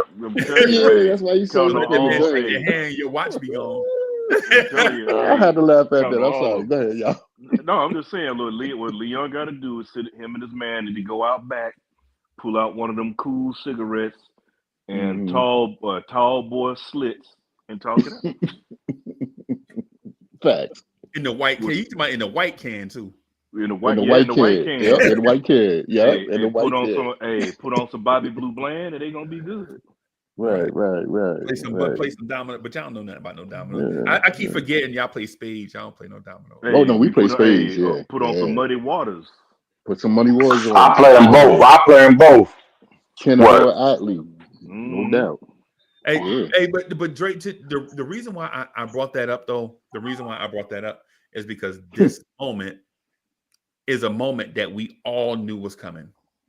This moment right here, like once you get into that This 30, magic that moment. 30 to 60 game window, right? You got to have bodies, right? You got to have bodies to help you. In that 30 to 60 game window, like the dog days of the season, Yep. right? From mid-January to about mid-March, where the schedule is tough now. Guys are not traveling with the team and all of that, bro.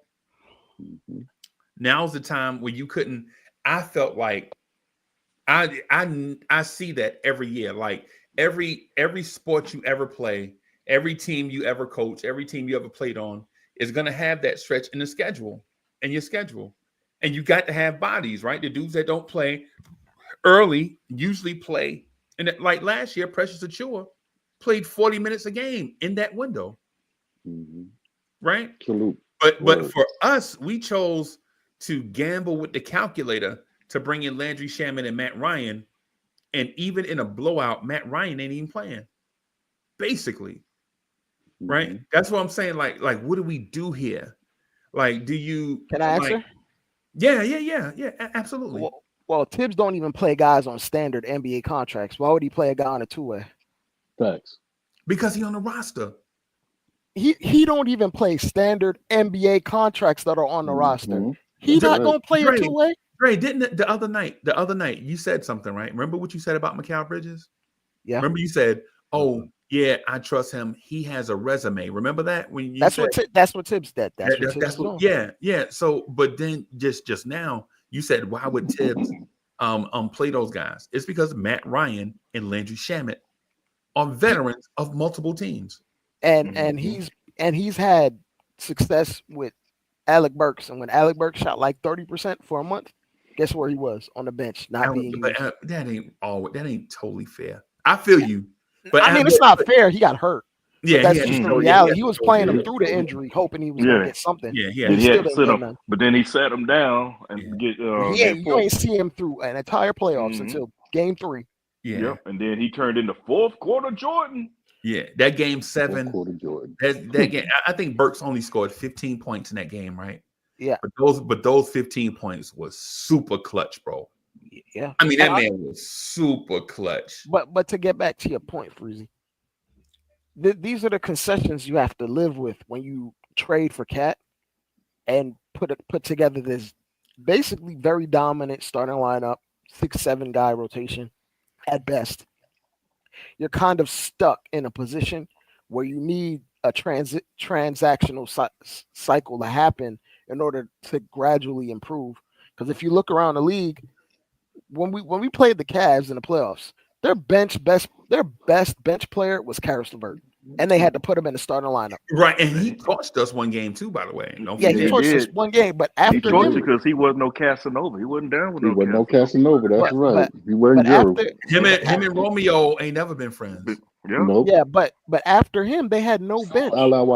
They had to go through a transactional. They had to go on through 2 or 3 transactional cycles to fill out they depth and they roster. Like it's when you make this move to have like a core set of guys, right? No, 4 or 5 guys making a ton of money. You gotta take time to find. Tell us kick the can down the road, bro. You're not gonna tell us kick the can down the road. You have no choice, bro. We've been hearing kick the can down the road for 50 years. They didn't kick the can down the road when they tried to trade for Cat. But they're in their 5th year. And then you're alluding to you didn't say it, but I think you're. But they put that. Kicking the okay, Freezie. How many years has Darius Garland been? But they put their chips in all this year because they made this. No. They acquired Donovan Mitchell 2 years ago. Darius Garland been playing. I'm talking about Cat in New York. Yeah. Okay, and I'm saying Cat just got here. And he's already proven his worth, his individual worth. He already hurt. How about that? Hold on a second. You just wrote him an alibi real quick, but it's cool. I'm not giving him an alibi for being hurt. Have you watched him play? He's a very, very, very good. Matter of fact, if We Cartels called him played this soft game, though. we don't We lose this did game. call him soft. We called him soft, and he looked like he came over here to be. He got strong. We did not call him soft. I called him soft. All right, so I'm gonna say me. Right. Because some of us understand that it's very difficult to shoot 40% from three, average a block and a half a game, and average 12 rebounds. Soft people gotta don't get do that up. I gotta give it up. Soft players don't lead the league in boards. I'll just say that. Right. And also, just to the soft conversation, Mitchell Robinson got his ankle twisted by Joel Embiid. Joel Embiid put him in the Kurt ankle lock. We ain't seen Mitch since, right? That's Joel a fact. Embiid tried to put his hand on Cat, and Cat punched him in his eye socket. That's a fact too. Yep, you're right. Now, when we talk about soft, we don't want the thing is, I'm not saying that Mitchell Robinson is soft because injuries are injuries, right? But I think the soft thing is something that we throw around if a player don't do it the way that we want them to do it. It don't like we want them to be gritty and physical, right? Okay, I can respect that. I can respect that. We want them to be, you know what I'm saying, a certain type of right, like for instance, gritty and grimy. Yeah. Right, like for instance, a dude told me that he would never take David Robinson over Pat Ewing because David Robinson game was soft. The Admiral was soft. He needed Tim Duncan to win a championship. But he didn't realize there was a time that the Knicks were trying to get David Robinson? We was trying to get him, yeah. But the dude is so crazy. The dude's so crazy. He said he needed Tim Duncan to win a championship. The key there is not Tim Duncan, it's championship. Yeah. He had what's the name? Didn't he have Sampson with him before Duncan came? Elijah. That's a king. That was the king, bro.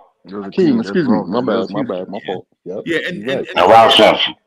Yeah, the thing is, some of the thing is just I want to get back to the Tibbs thing about not playing depth, because I think that's a real conversation in Knicks universe. But the thing about Jalen Brunson, my belief is there is some merit to it. It's something to keep an eye on. I don't think Jalen Brunson's story is written in stone, right? I think it's yet to be written, but the odds are stacked against him because scoring guards like him, regardless how they did it, scoring guards generally don't win championships. And you've seen them. I don't care what age you are. You've seen 5 or 6 of them over the years. Right? Like say for instance, if you're in your 50s, you remember Terrell Brandon, Kevin Johnson, Tim Hardaway, Mark Price. Y'all remember all those scoring point guards, right? How many? Well, you talking about guards? Okay. Yeah, scoring guards. Yeah, Baron Davis. Baron Davis. Yeah. Nick Van Exel. Yeah, all the 6'3" and under guards. Y'all seen them over the years, bro, and they didn't win championships. Steph Curry broke the mold.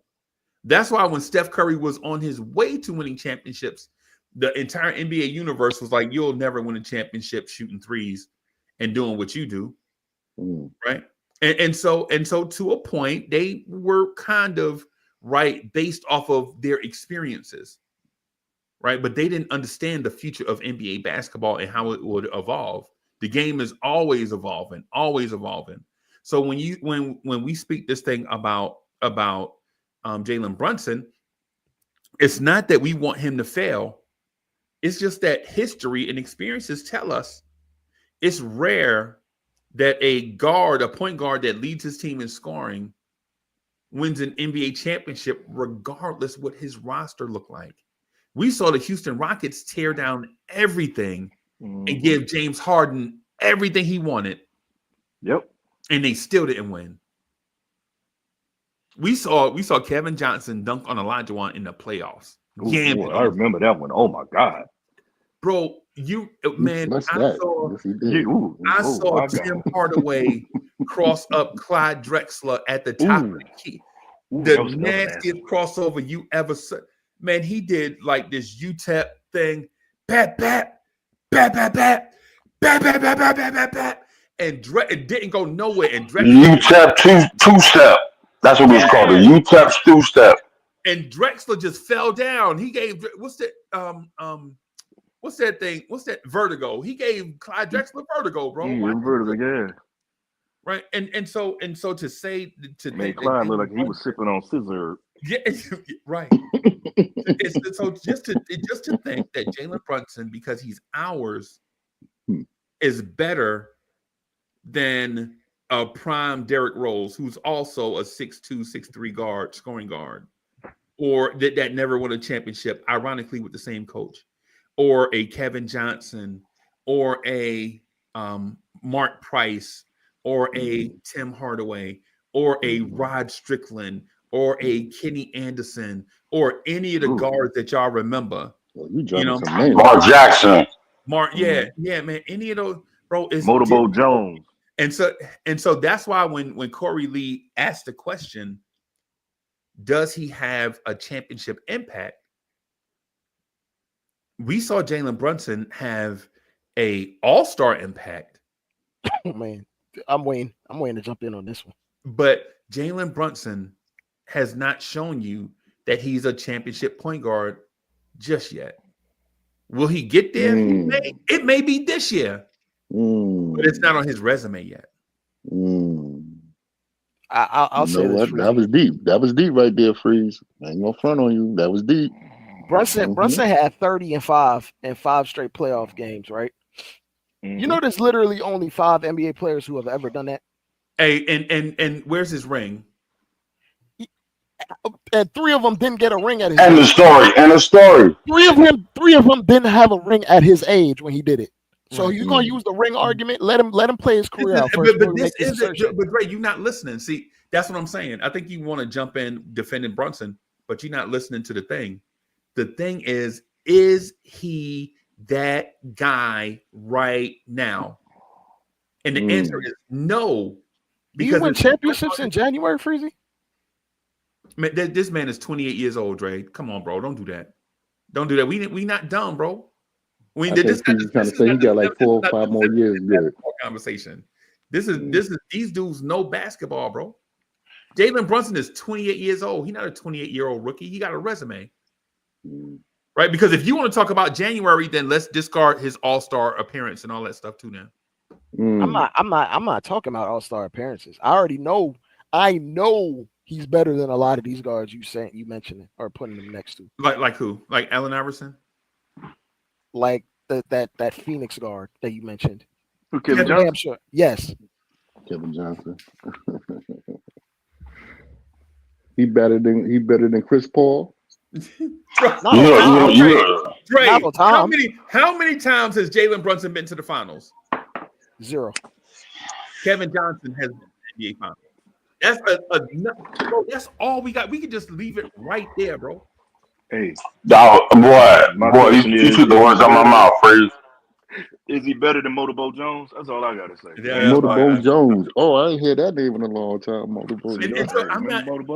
So the thing is I'm not diminishing Jalen Brunson's ability or his potential. The fact that Corey Lee asked the question, I feel like it's a legitimate question to ask. Is Jalen Brunson a championship level guard, right? And so when you talk about guys at Jalen Brunson's size that have won championships, that's a very, very limited short list. Yeah. This is how I know Knicks fans are crazy. We questioning this man's legacy at 28 years old because he lost the game in January against the Magic. Y'all are crazy.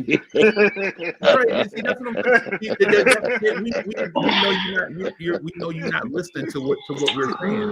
I'm just saying the overarching argument don't make sense to me. It makes total sense. It's just because you're not listening. Either you super emotional about Jalen Brunson or you don't know basketball history like you think you do. I think it's you just overly emotional about Jalen Brunson. But just Drake, to assume Drake went no, in. I Drake think, went in I like think, no, is I think better than y'all these are guys that played 30 overreacting. years ago, no just because Drake. Jalen Brunson is playing right now is bizarre. Hey, Drake went in like Denzel did on Training Day. Oh, Mm. you gonna do this to me? Mm-hmm. I'm just I thinking put charges this. on all of you. Haven't I played bet Yeah, shoe basketball. program. like Shoe program. that part in John Q when Denzel was like, "Yo, how come it's not covered?" Remember that? Yeah. Mhm. He's talking to the nurse. I'll answer it like this, Freezy. I've seen what he's been able to do at the peak of his powers. If he can maintain that, that's yet to be seen. Because a lot of players reach a very high peak or performed at a high level for an extended amount of time, especially in playoff series, and then you never see it from them again. I have enough confidence or belief that he'll get back to that. See, that's Me what personally. I'm saying. I don't, and in my mind, I don't think we've seen Jalen Brunson peak. That's what we disagree.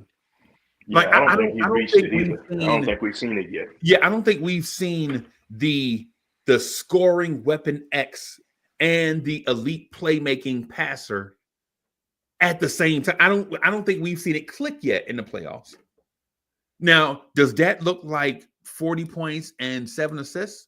Or do it look like 35 points and 11 assists? We don't know. Either way, that's still elite. Well, I mean, But Freezy, if we you had- look at the box scores from last year, he did that. Now, I'm saying he Alright. did exactly that.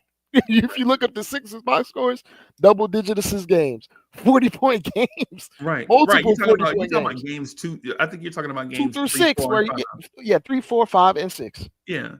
Where he struggled the first 2 games, and we were like, does he have it in him? Is this moment too big for him? Dante bailed him out in games 1 and 2. Right? Yeah. Dante DiVincenzo legit bailed Jalen Brunson out in games 1 and 2. But that is what backcourts are for. That's why you have 2 guys back there. Right? They're a tandem. A backcourt is a on-ball guard and an off-ball guard. That's what they are. You can name them any. They feed off each other. A shooting guard. You can call them a 2 guard. You can call a combo guard. You can call them whatever guard. It's basically one guard on the ball and 1 guard off. That's basically what it is. Yep. Right. And it's the same thing with your forwards. Right. You have an up forward and a big forward. And you can call them wings, small forward, power forward. You can call them whatever you want. You basically have an up forward and a big forward. 1 forward help your guards. 1 forward help your center. Right? We could call them all these different elite names and use them in fancy offenses and all that stuff. But that's just what they are. That's why your forwards look different. That's why usually one forward looks like a bigger guard and 1 forward looks like a smaller center. Usually. Right? Traditionally. Now, things change, game evolves, and all that, right? But to the Jalen Brunson point, I think we have to relax just to assume that this guy is better than Allen Iverson or Kevin Johnson or Tim Hardaway or Mark Price, right? Just because he scores more, to me, I think is very disrespectful to the dudes that came. What about Khalid Alameen? That played before him. Like we're not even talking about Tiny Archibald and JoJo White and Jimmy Walker and Hal Greer and them guys. We just assuming that Jalen Brunson better than them because Jalen Brunson is current, right? Right? There are Lenny Wilkins. There's at least 100 guards that we can have in this conversation. Raul. Right. But the thing about Jalen Brunson is we're not questioning his ability to be great. That's not even up for discussion because you don't know. Because like Drake said, the dude is 28. You don't know. If he was 31, we could be like, okay, now it's time to. If he was 33, be like, yeah, he never reached a certain thing, or maybe he reached it and maybe he's going to start to, right? But to ask the question, what's Jalen Brunson's impact? I can see where Lee is coming from, right? Like, can Jalen Brunson take that next, especially since he's called captain, Mm-hmm. and Jalen Brunson to especially in a and the thing about it, Dre, is And this. the talent And on the starting five. What about it? The fact that he has, excuse me, I'm sorry, Freezy. The fact that he has the starting, he's playing with four other players, three of which he played with before. You know what I'm saying? And I understand the pro game is so totally different, but the fact that they can understand each other, and that's his part to some degree is correct. But outside of that, for real, can this dude be that guy? Can he be Walcott, Clyde Frazier? Can he be no, the? Can he? That's my point. no.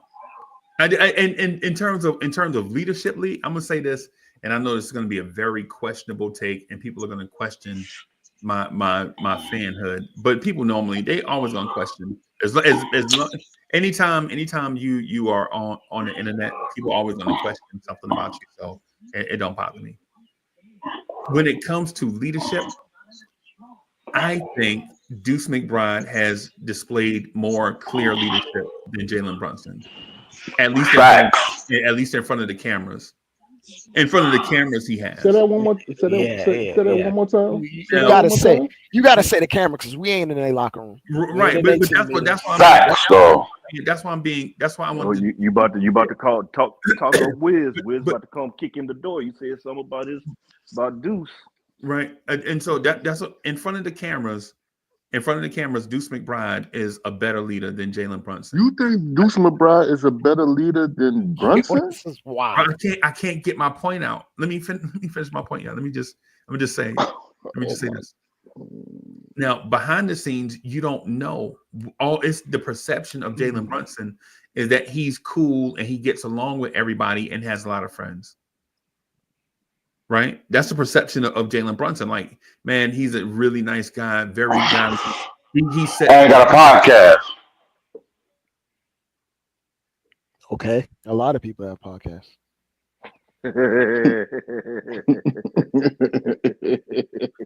Word. Yo, word the Big Bird, Dre. Word, Let's finish. word the Big Finish. Bird, Y'all keep Dre. cutting Freezy off, man. Freezy was making his point. He was in the bottom of I'm his sorry, bag in the Freezy. prime. I'm sorry, Big Bro. Go ahead. Do your "No, thing. Bree, I got it. Go ahead. Go ahead." Go No, ahead, I'm Freezy. sorry for you. I was wrong for that. I started it. I apologize. Go ahead, bro. Hey, does Nah, the anybody floor have is a good yours. Go recipe? ahead. What was your point? Go ahead, make your point. No. Go ahead, Freeze. Go ahead, Big Bro. I ain't got nothing. I'm lost now. Y'all broke us. He was I'm cooking. I sorry, was man. actually in it. And the interjection The came in. 718 boys. Hold on, Freezy. Hold on, I'm Freezy. sorry, man. I'm Let so me get the sorry. GPS. Hold on, Freezy. Let me Yeah, get I'm the GPS. sorry, man. I'm Hey, sorry.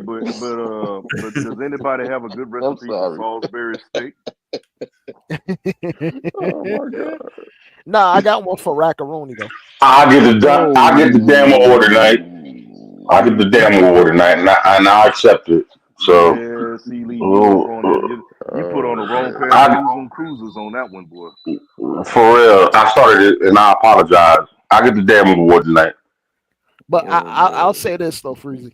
If he hasn't exemplified leadership qualities, he might be the worst captain I'd ever seen in my life. Then Dre, I was about to they go there don't with you. just I'm give going with that you. I'm going they with don't you. just give that title out just to give it. Bully, But I but but ain't hear but you because Bully was saying something. Oh, I said My bad. they don't give out that title just to give it out. So whatever he does leadership wise is probably in house because he's not really, I guess, an outward guy. And if you see his press conferences, he never really says anything. He says like the Derek Jeter stuff, like it's just pretty plain and boring and Money mundane. talent. Yeah, Right. like but so. real quick though, Dre, Yeah, it's kind of hard to come with your rebuttal when you didn't get the full synopsis of what Freezy was saying, because yeah. what happened. So I'm just like, hey, Freezy, would you please continue, sir? Nah, I lost. I don't know where it's at, bro. Oh man, look, we got to get to Saint Bernard. Hold on a Agree on second. the back end, Carter. I was comparing. I was slick trying to compare him to Walt. Like, can he be a real leader? Can he lead this team to win and find a way for this team to win? I feel like there's no leader is the same. Not one. Everyone leads in their own ways individually. So to compare him to Walt, it would be kind of like slick, disrespectful to Walt, because I don't think a lot of guards could do what Walt since did. Clyde Frazier was not the leader of that team. Right. So for the ones that's there, if you remember, if you was walking planet Earth when this thing was happening, if you can remember back to that time, Clyde Frazier was not the leader of that team. The Willis Willis was the leader of that team. That's why they call him Cap to this day. Yeah. Because he was the leader. Rest in peace. Right. The point guard is not just the leader of the team. He might be the leader of your offense. The center might be the leader of your defense, but that don't mean they the leader in the locker room. Yeah. You know what I'm saying? And so the thing I'm saying about Jalen Brunson is not that Jalen Brunson is not a leader. That's not what I said. Everybody lead differently. Yeah. Derek Jeter led differently. Derek Jeter, he might have been the captain. He might have been the captain, but he wasn't the leader of the Yankees. Pettit was right there. Bro, they brought if you're a Yankee fan, if you're a true Yankee fan, and you remember those Derek Jeter championship teams, they always had veterans on that bench. They was bringing in veterans every year on the bench just to sit. Y'all remember Tim Raines, Darryl Strawberry? Y'all remember them? Remember how I remember Darryl Strawberry. Yeah, they bring in bats. They bring in bats. You remember Derek Jeter got Don Melody up out of there. And they won the championship the next year. They won the championship the next year as soon as they got Don Melody up out of there. So yeah, right. Every leader leads the team differently. Yeah, fact. Yeah, and so when we hey, Josh Smoot said LeBron is not a leader. Right. This is like these are the like LeBron James is a supercomputer, but he's not a people person. Nope. Right. You're right. And there's a difference. Like Jalen Brunson is a people person, kinda, to a certain quirky frat house type of guy. Like, you know what I'm saying? Him and Josh Hart. If you ask me, Josh Hart is the heart and soul of the Knicks right now. Yeah, he is. He's the backbone. He's the engine. He's the motor. Right. And if you watch a Knicks game, you wouldn't know who the captain is because Josh Hart is more verbal, right, and more assertive as a player than Jalen Brunson. Jalen Brunson raises his energy as the next person raises their energy. Like when he went after Joel Embiid. Y'all remember when Brunson went after Joel Embiid? When Joel Embiid elbowed him and Jalen Brunson was backing up, but he was yelling at Joel Embiid. He was yelling at Joel Embiid. Hey, Freezie, I'm not gonna lie to you. That rah-rah stuff don't mean nothing because you could say that same stuff about Marcus Smart. And that man got shipped off the team and they won a championship. So I ain't trying to hear heart and soul stuff. I understand what you're saying, but you're wrong. Right? Exactly. He was not the heart and soul of the Celtics. Yeah, right. So you say, but what you're saying is that Marcus Smart and the rah-rah stuff didn't lead to a championship. But when I watched the Celtics, you know who I think the leader of the Celtics was in that era? The Celtics team that won a championship this year. I'm talking about the one before. I thought the two leaders of that team were Drew Holiday and Al Horford.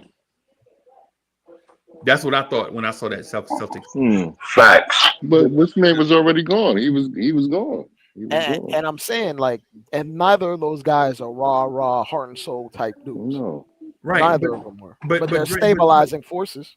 But didn't early? But you said though, and I agree with you on the thing that you said earlier. By the way, I'm disagreeing right now because I'm agreeing with what you said earlier. When you said that leaders come in all different types, right? Yeah, that's the part that I agree with. So when you said that about Marcus Smart just now, I disagree with that because No, I don't know because you compared him to Josh Hart. no, I didn't. I never brought No. I'm saying you're saying Josh Hart at times looks like he's the leader and he's the high energy guy and he's the assertive one. Right. You can use those descriptions for Marcus Smart, and But he's been I'm described. not. I'm not. I don't want to do that. Okay, but I'm saying he's been described as the heart and soul and the rah-rah guy and the energy guy. Right. And But the I don't culture want of the I don't want to do that because I think different groups of people need different types of leadership. We're not the Celtics. Right? The Josh Hart style might not work for the Celtics. But for this group, Josh Hart is the perfect person for us. Has any group won? Can you name a group that won with that type of style? Unless you want to compare him to Draymond or something. What type of style? You mean that I don't know. I don't know if Josh Hart is that type of Draymond type of leader. A level of intensity, like a super focused, intense role player. I don't know. Yeah, I don't know because I just think different groups of people need different types of leadership. And so maybe Golden State needed Draymond Green at the time that Draymond Green came along. Right? That might be, but at the same time, Klay Thompson was a leader on that team also in a different way. Right? Klay Thompson was a leader on that team in a non-verbal, on the court way, behind the scenes, pull you to the side, talk guy, Klay Thompson. Right? Steph Curry was a Cal Ripken-like leader, like lead by example type leader. Right? Josh Hart is not the best player, but he's probably, I ain't gonna say the most passionate, but the most outwardly passionate. Because I think when it comes to athletes, you can't really judge what's in their heart. Right. So you can't say one guy is more passionate than the other if he don't show. Like I can't say Josh Hart is more passionate than OG Anunoby because OG Anunoby is probably more quiet. Yep. Ultimately that's what I'm getting at. That's what I'm saying. In front of the camera, Deuce McBride looks more of a leader in front of the camera. Right. And Jalen Brunson, though he might be a leader, he don't do it in front of the camera as much. Like how often do Jalen Brunson pull guys to the side and talk to them and things in the game or get caught with an open mic talking about leadership? You don't see that much. Does that mean he's not a leader? No. But we've seen multiple examples of Deuce doing it. Right? I mean, Deuce was I saw with my own eyes in Atlanta, Georgia, Deuce McBride pulled Quentin Grimes to the side, and those two were talking, and Grimes looked like he was having a baby hippopotamus, and Deuce was talking to him, calming him down, and I saw, and y'all not going to dispute this because this is shit I saw with my own eyes, I saw Deuce go get Derrick Rose and bring him over to talk to Grimes. And y'all not going to dispute me on that because that's something that I saw. Right? So what I'm saying is dudes do these things. Dudes do this thing, this leadership thing in a certain way where you don't know like what happens in the locker room. You don't know what happens on the bus. Yeah, right? Or on the plane. Or yeah. But I have seen Deuce do these type of things. That's why I'm comfortable saying that I think Deuce has given us fuel for this conversation. Basically. Does that mean he's more respected as a team leader than Jalen Brunson? No, it don't mean that. That don't mean that at all. Hey, who we got somebody sound like a doggone Thundercat. The hell? I'm actually sorry, man. I had Taco Bell earlier. He said I had Taco Bell earlier. Oh, sound like a Thundercat. Hey, Sound like a Thundercat getting ready to attack. But listen, I ain't gonna front. roll. This is me. This is Bully, man, because I'm making that fish. And you was right. You was totally That right, ain't Coach me. Finger. I was scaling. It Look, wasn't. see, I know but my. Hey, look, I know my sound. yeah. You right. But to you, happy holidays, Big Brother Freezie, of course. Dre, C. Lee. I don't know what happened to Fritz or whatever and whatnot. And peace to everybody in the chat, man. Yo, like and subscribe, man. Hit that like button. You understand what I'm saying? But I'm a fall back, man, because I am gonna make me a fish sandwich. Yeah.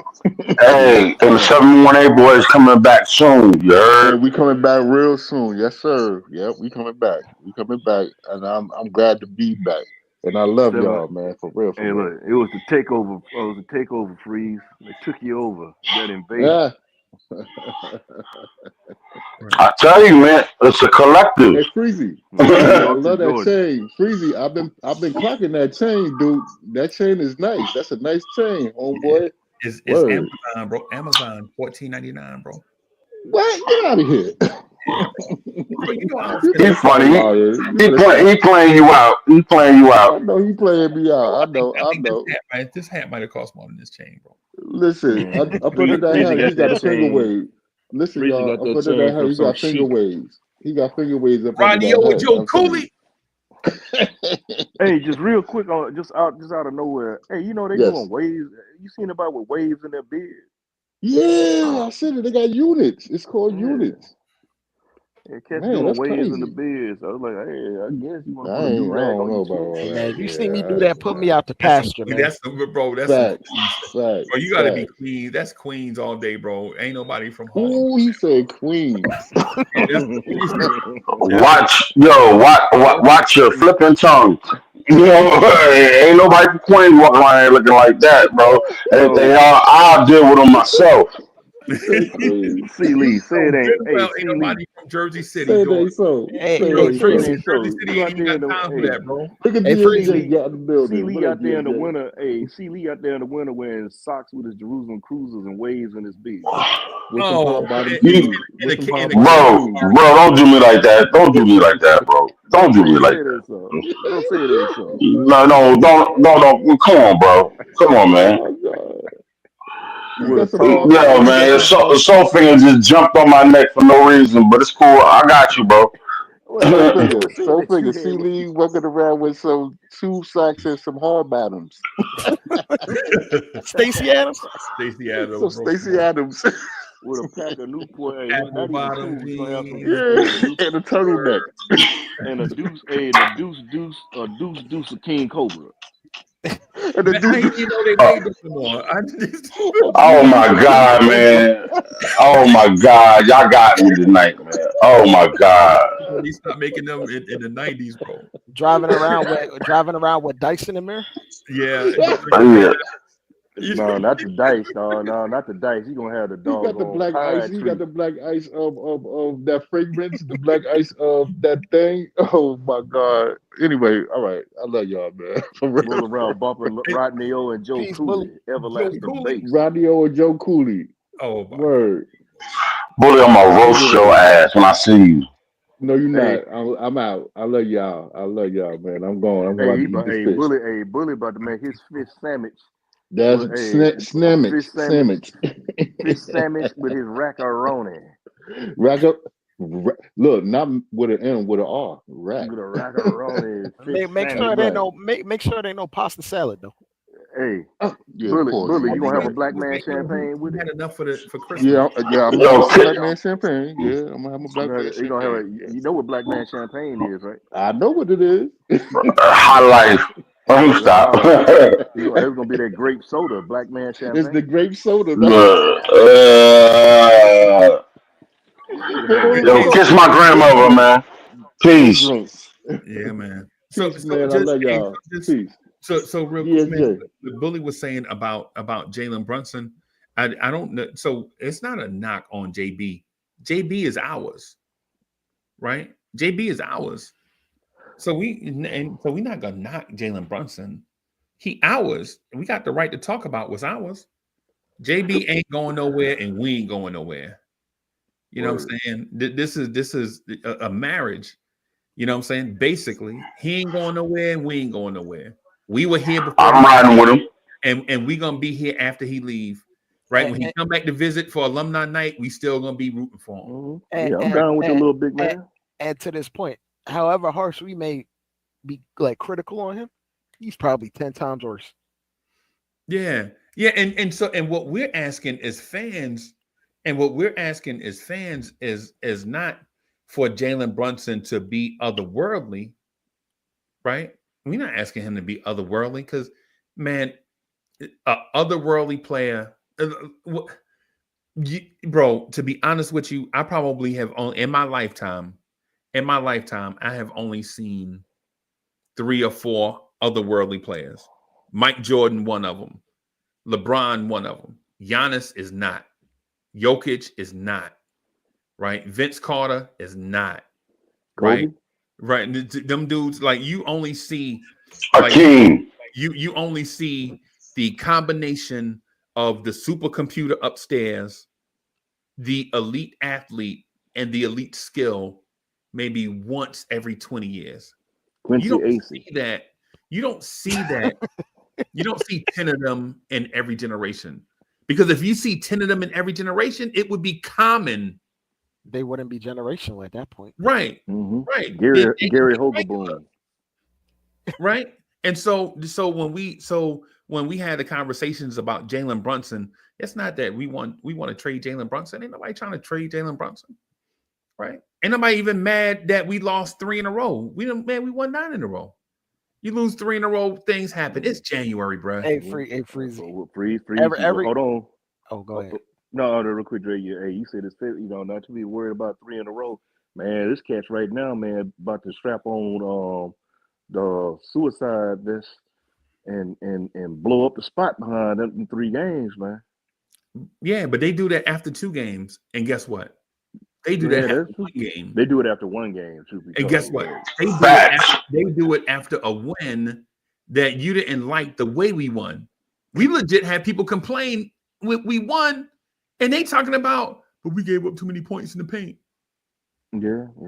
At the win, we'll be the team by 29, and they'll be like, but Mitchell Robinson, man, But to be honest with you, Freeze, we can win we win the championship. I guarantee you still, man. They gave up too many points in the 3rd quarter. Now we done won the championship. They didn't give up too many points in the 3rd quarter. Man, it wasn't a dominant win. They just won the championship, but it wasn't a dominant. So for those like Soulfinger talking about Soulfinger, we ain't worried about them. We talking about the people that are relatively responsible for the way that they express what they're seeing. Like a lot of people can't express how they feeling. So when they say stuff, it'd be so wild and random. You just got to be like, yeah, that ain't reasonable, right there, right? That's not a reasonable thing, right? And so here, that's why it seemed like, and Soulfinger had been around me, maybe longer than everybody, right? Why? Maybe Wise, but them two, right? They've been around me long enough to know that people are saying, man, he be on both sides, and I'd be like, no. I just be trying to put out the fires, right? Like we got to be reasonable. Like to legit think that Jalen Brunson can't be talked about is unreasonable. Mm-hmm. When we could talk about Tom Thibodeau every night, all night long. With no problem. Right. And Julius Randle and RJ Barrett. Right. All night long. Mm-hmm. All night. We could talk about Mitch is hurt. Mitchell Robinson. And that thing be breaking my heart, bro. We'll talk about Mitch and every trade scenario and what he can and can't do. That thing be breaking my heart, right? Right. With like that man hurt, he should be staying out of people conversation until he come back healthy. But cats are putting him in a conversation. Man, if we had Mitch, bro, we'd have won the rebounding battle. Like, bro, we won by 29. Man, it don't matter. Because when the playoffs come, Mitchell Robinson gonna be here. He ain't here right now. What's good, fellas? I'm gonna mute myself real quick. Wise, what's good, bro? Salute, Wise. Nah, I'm gonna mute myself real quick. Wise won. Yeah, and so that's what I'm saying. So when we talk about Jalen Brunson, bro, Dre, do you remember when we was talking about Mikal Bridges at the beginning of the season? Oh yeah. People about to jump off a cliff. Oh my Right, God! Look, hey, that's why I every brought show, it right? up, Remember Freeze. Mikhail Cartwright? Remember that? Oh Hold on, my God. Mhm. Hey, Freeze. Remember? Macau Hayes, Chuck Hayes. Mhm. Right. Hey, Freeze. Remember, I brought that up earlier. That's why I brought it up because remember, you got to figure out who you're gonna hate. There's gonna be Bridges. Hey, Hey, Randall's gone. as a Uh, scapegoat. We just yeah, struggling to find a scapegoat right now. they Right. going around. Hey, right now it's back on Tibbs right now for a lot of stuff. Right. You know, I'm gonna keep it real, and you said something that made sense, Freezy. Every time we go on the street with Tibbs, we follow it up with like a couple L's. No matter who we playing, we Right. go on a 9 game, we follow it up with 2, 3, 4 L's Right. or Right. 4 out of 5 or something like that. Right. So it's about finding a balance and an equilibrium. I think Right. we're trying to find that whilst balancing the ups and downs of a season, only having one day off between games. It's one of those things where you're gonna have to tread. Well, now I won't say tread water. We're gonna have to right the ship, and I have confidence that they will do it.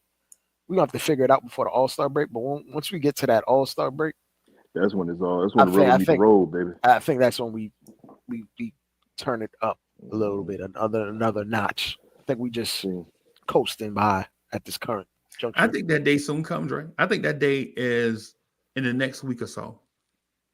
If you only look at, so here's the thing. The reason why people don't necessarily agree with a lot of the stuff that I say is because I look at stuff in the big picture, and then I take stuff out of the big picture and focus on it. And generally, human beings only do one or the other. Either you have the eagle eye view or you're laser focused. Tibbs. Right. And so and my personality is I will scan from an eagle eyes view, 30,000 feet, I think is what they call it. And then I'll find something and then I'll focus on it to talk about.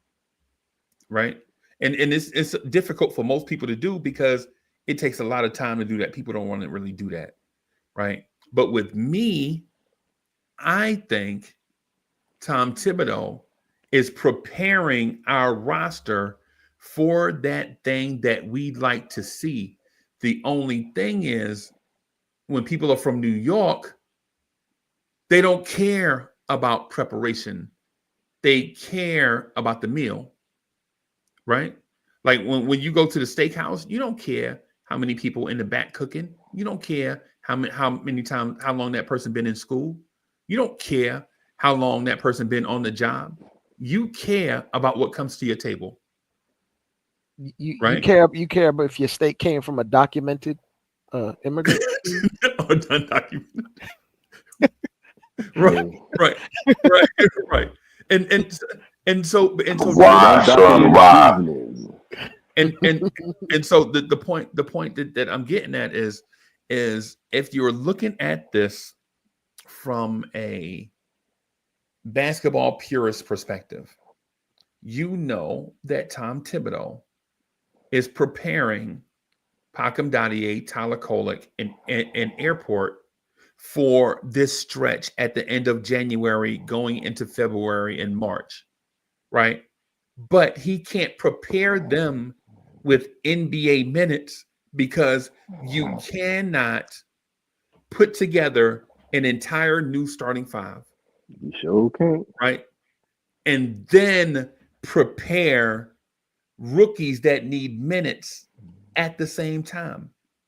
Because your starting five, right? Your starting five, and we'll say 3 of them are new since OG Anunoby has only been here for about a year and he's missed most of that time due to injury. We'll say OG Anunoby is new, right? Cat is new. Bridges is new, right? Cameron Payne, Landry Shamet are new, right? So Josh Hart is a new starter, new full-time starter, right? Jalen Brunson basically is the only full-time starter remaining when we set out on this journey. When we set Last out year. for set adrift on memory bliss, Jalen Brunson is the day one guy, right? And so if you're a championship focused team, the young guys are not the priority, right? They're secondary, maybe tertiary, right behind bringing in veterans. So what you do is have them dress, get the game experience, walk out the tunnel, hear the coaching and timeouts and all that stuff. Let them go play in the G League, get their run, right? And then on game night, stay up getting NBA coaching and real NBA games, even if they're not playing. And I know what a lot of fans are going to say is you can't replicate NBA minutes. I know that. Right? I know that. But you're not going to take away Karl Anthony Towns' minutes just so that Ariel Party can work on his NBA rotations. You're not going to do that, because ultimately, you're in a win or being unemployed business. And so if you watch it from a 30,000 foot view, just look at the stuff that you see that's right in front of your eyes. Stop ignoring stuff. They send these guys away so they can play. But in the game, these guys are standing up around Tibbs, listening to Tibbs coach other guys situationally. And so they're getting some of this stuff by osmosis. Now, what's it going to be like when Pacom Dadier guard Giannis? Right? We won't know until we get there. Right? We just want him to be prepared for that moment, so when it does happen, he don't blow it and mess it up for the team. And so for everybody thinking that Pacom Dadier should be playing 20 minutes a night, that's my son. That's Uncle Freezie. Of course I want him to play, but I do understand too that he's 19. How often does a championship contending team play 19-year-olds in their rotation in trustable situations? It don't happen often. It doesn't happen often enough for teams to constantly do it, right? The Celtics not doing it. They're the NBA champs, right? That usually only happen when you like a number one pick or something. Right. Well, I'll give you a champion that but did, just real quick. Kobe is the only one. What? No. We're talking about rookies, right? No. I was gonna wrap up the point. Yeah, I don't know what. You wrap up your point, Freezie. My fault. Yeah. So the point that I'm getting at is this: the guys, they are being prepared to come in and be the supplementary pieces for this stretch run, right? They're being prepared for this stretch run, but they're not being prepared by looking like the Washington Wizards. We can't afford to do that, or Tibbs would be fired. If we legit ran all them kids out there and looked like the Washington Wizards at times, we'll be trying to fire Leon Rose. That's not the way that we got to do it. We have to do it in a sense of backfilling the very necessary rotation minutes with veterans, and then in those backfill roles, we putting those young guys, those rookies in there. It's the reason why, bro. Think about this. It's the reason why they send them down and then call them back up. Like, they don't send those dudes down and they be gone for a month or 2 weeks. You send them down, let them play, bring them back up, let them get that feel of the NBA game.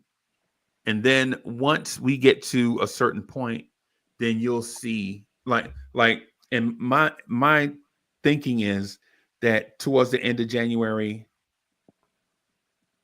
February, you'll see those guys getting more and more incorporated in, and you'll see the rotation be extended to maybe 9. I don't think Tibbs will be doing it at 10 situationally, but I think you'll see some guys move out of the rotation and be replaced by other guys.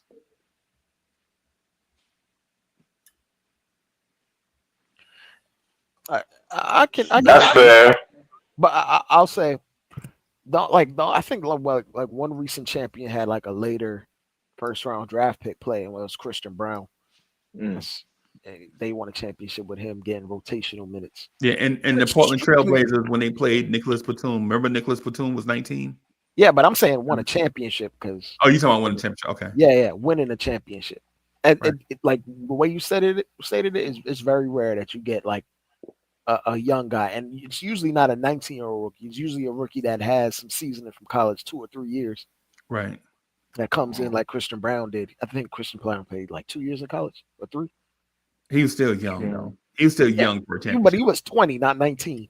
He was Right. 2 years college. Yeah, so it's a little bit different coming in Right. with like a 19-year-old French kid, but for guys like And Christian Brown went Yeah. to one of the blue bloods in college basketball. Yeah. So it was high leverage minutes at Kansas. out the gate. Yep. And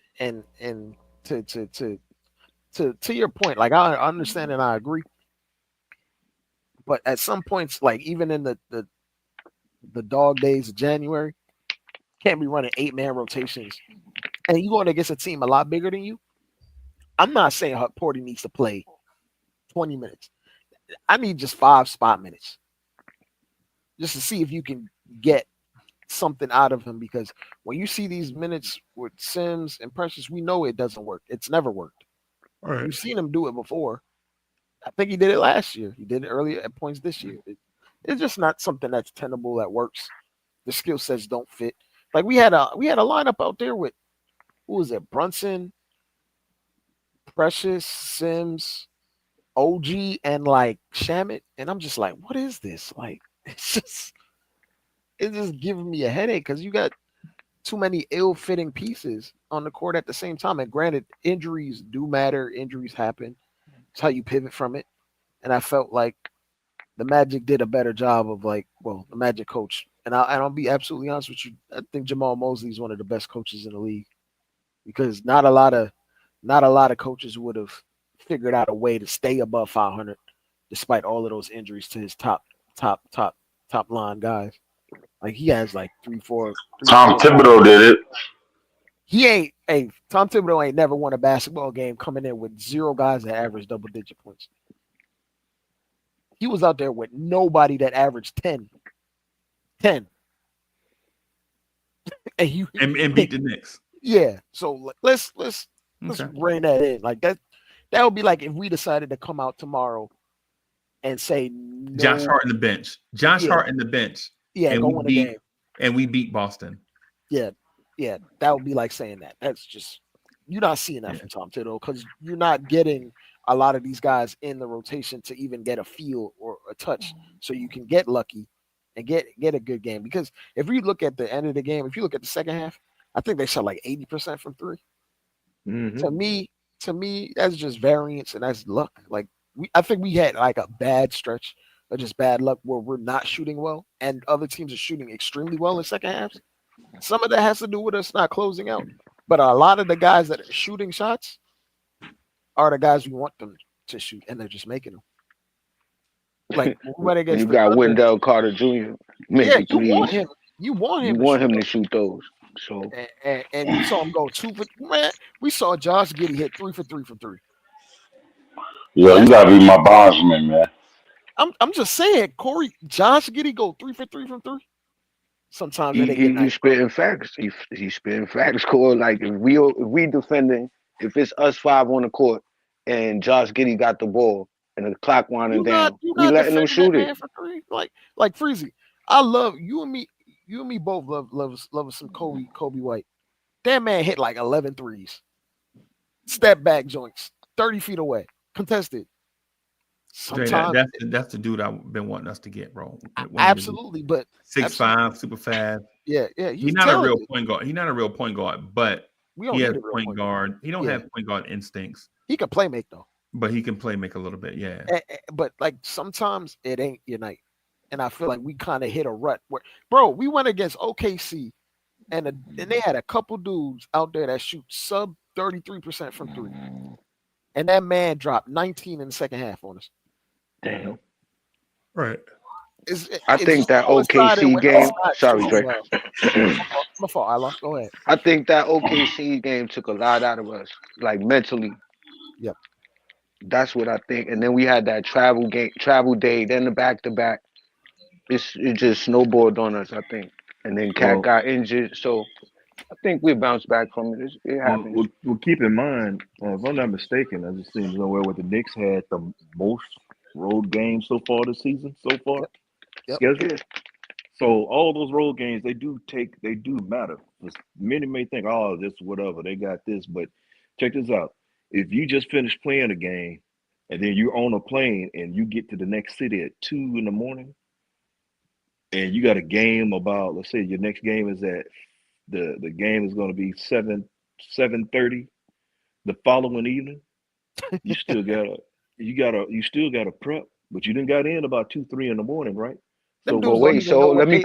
let me Them, cut you real quick. So when you yeah, get go there ahead. at 2, it's 3 now Yeah, because and you're them, gonna switch the time zone too.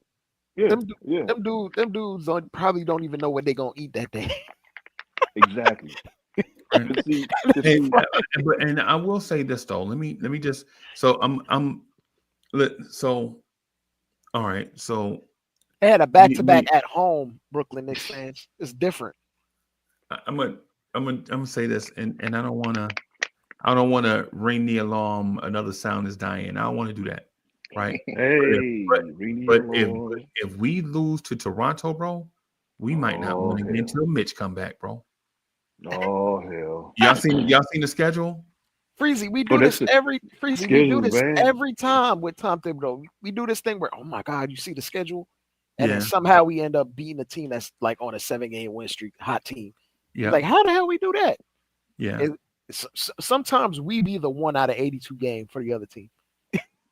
Yeah. Straight up, it happens to everyone, and I think we just gotta have basically we just gotta have mental fortitude. You just gotta go to the grind and get back in the lab and piece Yeah. things Y'all together. not concerned about Deuce's injury?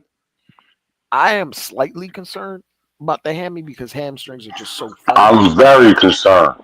I'm not very concerned, but I am. I'm more concerned that his No, his prior. no, he didn't say you were. Lee said he was. Yeah, well, true. Yeah. I was gonna To be honest with you, I piggyback off am. of that. I was gonna piggyback off of that. He had the I think the tendonitis before in his knee, which No, bothers this me. time it's a hamstring though. Yeah, that bothers me more than the hamstring. Well, I think both together kind of. together Yeah, is a bad combination. That's just me, just telling you now. Both is a bad combination. Tendonitis in the knee, that's not good because you need at least a minimum of 2 weeks of rest off of that for tendonitis in the knee. All right, for tendonitis. The hammy is a minimum. You're looking at 2 to 3, but that thing can linger longer than that. He just got to rest. So here it is. What this is January? Shit, shoot. Uh, uh, the Deuce. only You may not see Deuce until the end of February, bro. To I, be I, honest, or I but sometime or mid-February. I'll push back on that soul finger because they've been saying game time Man, decision Man, the whole that's time. that's But a 48. That's a 48 fake out, man.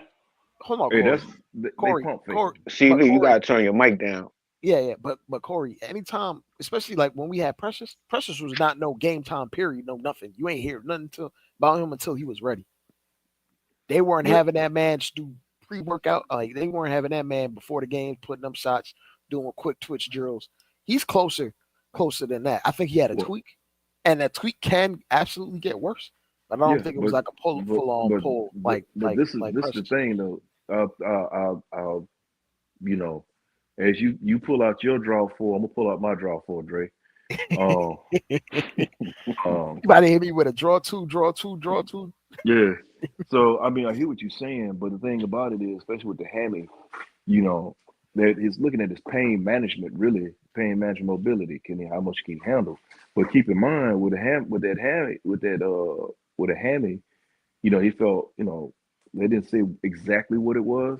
What concerns me is he can tear. What if he mess around and tear that thing? It lingers, and it tears. Not that I won't speak that into existence. So that's why I want, because once you get a ham injury, you're more susceptible to getting them again, Yep. and the possibility of a tear is even worse. Because if he gets a tear, it's a wrap. And then when you talk about knees, only get me started on knees, man. I had both my knees cut on. They had me sit up there split open like a hot damn fish, with You my the, you damn the knees. $6 million man. Yeah, Man, man. look, I know what he's man. talking I'm about, two. man. I had mine Man, split open I'm like a about baked potato. I know $2. what he's talking I'm about. $2.50, and I had to get a loan for that. But he's so Austin. You know, man, they don't even call me Steve On. They call me Sleeve Lawson. Oh wow, wow. Yeah, Yeah, but the injury part, man, to it, I think it has me nervous, and it's because mhm. it's the same approach they took with OG Anunoby at the end of last January, right? And then on a real, I told Dre this when it happened. I was like, Dre, they knew it the whole time. Dre, you remember on at the trade deadline, they snuck the OG Anunoby had surgery news in there. Remember that? They showed it. They slid that. So it's like they Right slid that after the real trade slow. deadline, and yeah, OG Anunoby had elbow surgery. There's no timetable, right? And I was like, they knew that the whole time, bro. They could have did what they could have just let OG get surgery and just Yeah. told us like OG Anunoby is out till April. That's what they could have said to us. Just keep it a stat. But the way I interpret like The some of these same things, thing goes for Mitchell Robinson. but the way I interpret, especially like game time decision, I feel like I interpret game time decision, especially with this iteration of the Knicks brass. If it was a playoff scenario, he'd probably play. When I see game time decision, which I saw it for Cat and Deuce, and Dude, Deuce had game time for like the last few games, so Yeah. it wouldn't shock me if he plays the next game. But I don't see him being out. Like when they put game time decision, they're pretty earnest about what that means. They don't like when OG was out. When OG was out, they said he was out the day before. They ain't even mince no words. They ain't say game time. They was like OG out. Stop asking. It'll be a day off, and they say OG out at noon on the day off. Don't ask about the next day. But when Yeah, you they see, say, yeah. You say OG, I say, yeah, y'all can forget about that partner. yeah, but Yeah, when I see, well, it wasn't quite like that. Like they didn't say he was going to be out till April, right? they didn't They specify, but like every day they would be like OG's out, yeah, OG's out, yeah. OG's Yeah, out. they were stringing it along. But They were yeah, stringing it along because I remember when they were like, it was like a Monday, we were doing a show and we had like two games. I think there was like a Wednesday and a Friday game. And they were like, yo, OG might be back Friday. Definitely back this weekend. And OG missed all those games. We didn't see OG Anunoby until April 8th yeah, or something, or whatever, whenever he came back. yeah. But in that time, like they ain't say not one time game time decision for OG. No, because he had the surgery on at the Yeah, trade deadline, remember? And then they said that the timeline is 6 to 8 weeks. And so we're like 6 to 8 weeks for OG. And then the timeline at the same time was like 4 to 6 weeks for Mitchell Robinson. And so at that time we were thinking like with Randall rehab, remember Randall was rehabbing to try to come back. We were holding out hope that Randall could come back. OG was out. Mitch was out. Hartenstein was hurt. And I think no, Grimes was gone, but Grimes got hurt before that. Grimes got hurt Yeah, before he got traded. Browns got Grimes yeah, got hurt they in did. December, We had a right? mass unit. Yeah, yeah. Excuse me. And then after the trade deadline, we found out that Alec Burks had an injury, not the shoulder, but I think Alec Burks had like a slight ankle sprain or something like that. That where his shot was off, and then but Bogey was healthy. And then when Burks got healthy, Bogey was hurt. Got hurt. Yep. And then Burks got hurt again, and Bogey came back. And then Bogey got hurt, and then Burks came back. I don't know if y'all remember. yeah, Yeah. I don't know if y'all remember, but yeah, they were like, we couldn't get both. Remember, we couldn't get both of them on the court at the same time. So we couldn't get Burks on the court on the floor at the same time. So with all of that said, not trying to rewrite memories and all of that stuff. Like things played out the way they played out. But what I'm saying is for us this year, I think is smart for content creators like yourself to take into account everything that's happened in the past, yep, right? Weigh it against what's happening right now, and then project based on that. And maybe less be a fan caught up in the moment, right?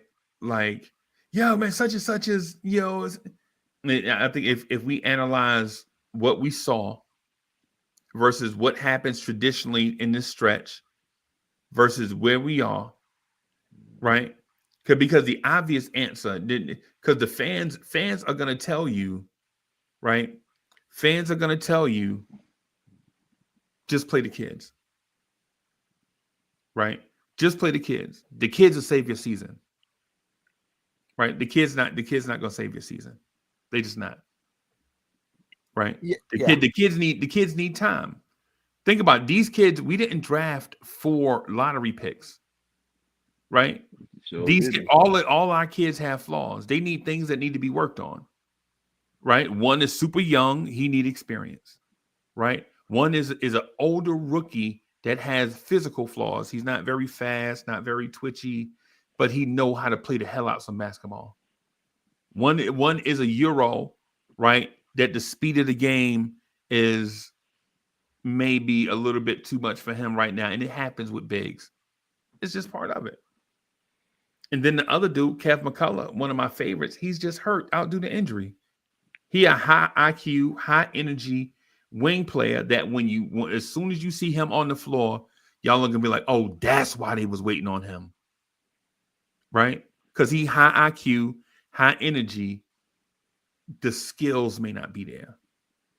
Right? Like he's not gonna come in, he's not gonna wire you with no handle, he's not gonna jump out the gym, he's not gonna be overly fast, but he's gonna play hard and he's gonna make smart basketball plays. Right? And so with understanding that like our dudes have flaws, we have to understand that we got to develop those dudes and shore up those flaws so that they can be solid NBA players. Yeah, I understand that. Like I don't the way I look at the young players, I don't view them as saving our team in that way of their actual production. I just look at them as just being stopgap minutes, just buy our time for our main guys to be more effective. I don't think they're gonna come in and light the world on fire or give us a spark or anything like that. Right. I'm just saying, like, if you out here struggling with Jericho Sims and Precious minutes, I could struggle and gain some sort of on-court reps at the same time with younger guys giving me spot minutes so my actual starters can come in a tad more fresh. Because a lot of those jumpers that we coming in, I mean, we see go up, it's just they be flat. They be off. And it's just, to be absolutely honest, I think. So, but the thing about that is it's not even about the kids, bro. I mean, it's not even about those spare minutes you're talking about. Knicks fans want to see the kids. And they want to see them drop 30. They want to see the kids, bro, because you already have veterans on your bench already. If it's just about giving OG a break, you got Landry Shamet and Matt Ryan, right? These dudes are not on your roster just because they are photogenic. They here for a reason. These dudes have NBA talent. We don't want to see them though, Freeze. We want to see the young fellas. But people want to see the kids. That's what I'm saying. If you want to see Tyler Cole to get a double-double, have 20 assists and 15 points. You know, it's funny. I'm gonna shoot you some bail. If Kevin McCullough was healthy, he'd probably be playing like 10 minutes off the rip. Yeah, and Knicks fans just want to. If you want to see the kids, just say you want to see the kids, bro. Right? Because the thing about it is when you have think about the bench being Cameron Payne, Precious, Jericho, Duke, Landry Shamet, Matt Ryan. That's 6 dudes, right? That's 6 dudes in front of the kids.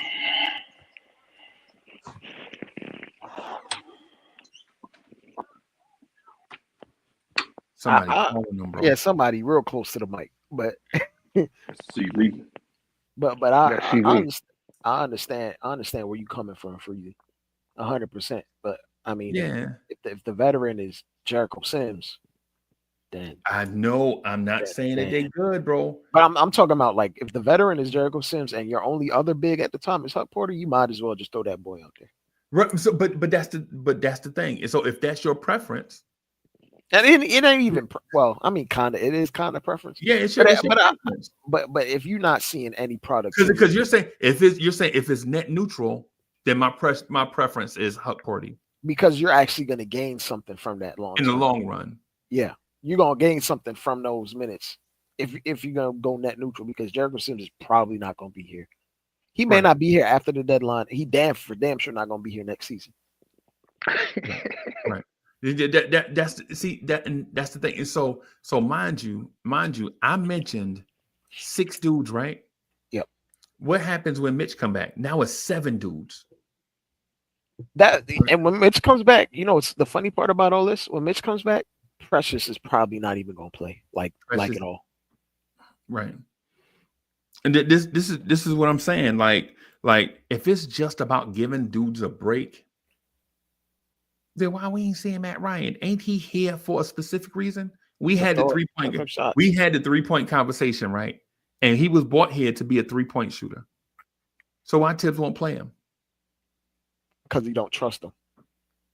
He the funny part is he gave him opportunity off the rip. Remember when we first got him, he had 2 bad games and he just stopped playing him. Yeah. Well, he did the same thing. Remember when Cam was here? He had a couple of these. He had 9 so games. He had that 1 bad game. And you never heard gone. And Tibbs should. And in the moment, I disagreed with Tibbs. I was on Tibbs' neck. And then when I saw Cam and I think the Knicks did Orlando, Atlanta, Charlotte, DC. And I didn't see the DC game, but I saw him Orlando, Atlanta, Charlotte. And that man was pouting like a biatch. I don't want to say the real word. That man had, you remember the hoods they used to wear? And he used to pull the drawstring mad tight? Oh, you saying that man was looking like Kenny? Yeah, that man was looking like Kenny, bro. And then the timeouts that man was pouting, I was like, man, get him out of here, bro. You got to get. And I love Cam Reddish, bro. And I love, y'all know I used to do the Cam Reddish love affair. I used to look up deep analytics just to make that man look good, bro. He wasn't being a professional. Nah, he a crybaby, bro. And not everything is right. I mean, Tibbs was right in that moment, but Tibbs is not right all the time. He ain't right all the time. No, nobody's right all the time. He ain't right all the time. But how you handle yourself, though, is the key. How you handle yourself. I never seen Tibbs be like, that was on me. I ain't never seen him. Yeah, no, you're right about that. I ain't never seen Tibbs go into post-game press conferences like, that was on me. I didn't get my players prepared. Right. Yeah, no, Tibbs ain't never did it. You're right. You're right about that, bro. I ain't never seen that, man. Because he probably genuinely believes he gets all his players prepared enough at all points. Right. But do you you ain't gonna never hear that either, Dre. You stood a better chance to run through hell and gasoline draws. Hey, but to Tibbs' credit, every player that I heard comment on that subject say he get them the most ready than any other coach they ever had. Right. And so, every professional at that level has to have some sense of ego. You got to have a belief in yourself in order to make it at the highest level, bro. Yeah, I mean, like I said, he getting paid $10 million and not by accident. No, it ain't by accident. That's a lot of money, bro. That's a lot of money to watch a lot of film. Yeah, that's a lot of money. I bought me a lottery ticket tonight, bro. That's a lot of money, bro. Yeah, man. I'm just, I feel like this is one of 82. Of course, I'm like frustrated that it happened and we lost that way. But it's like, you got to look at the variability of threes. We're not making them. They're making them. Guys that aren't shooting well typically are shooting well. Right. There are some things that you want to pay attention to detail to. People going to call me a Josh Hart hater. And boys made 11 threes. 5 of them were off Josh Hart closeouts. And he was just, I guess, not locked in or not focused. You're a hater. I think he hurt, bro. You're a hater, Dre. He might be hurt, Freezie. But you know, he hurt and tired. And just like I said for Brunson, they not gonna make an excuse when they on the court. So I'm gonna hold them to their word. You can tell that they tired though. You can visibly see it in the way they playing. But some of those things were just. I mean, when you're tired, you do make bad decisions. Your reaction time is a little bit worse, but still got to tighten up and make better decisions because a lot of those closeouts, he was just caught flat-footed, like ball watching. And when you're tired, everybody knows when you're tired, everything you do is worse. Oh yeah, you make some mistakes like no other when you tired. Yeah. That's yeah. Yeah, so driving a car is tough when you're tired. Now imagine having to play basketball against your matchup that's 3 inches taller than you and probably 20 pounds heavier than you, Right. and then you got to lock in. But I think it's just the grind of the NBA season that caught up to him, and that was said before. Like we done played the most road games in the entire league. We probably have the most travel mileage, and this next month of playing every game up to I-95 or at home, Mm-hmm. Right. that's gonna be a beneficial to That's a us. Like job in Yeah, itself. even I'm gonna catch a lot of them, bro. yeah, and like just them having the ability to sleep in their own bed means a lot for them. Just remember, a lot of these dudes got families, they got to tend to, they got newborn babies and all that stuff. It's a little hectic.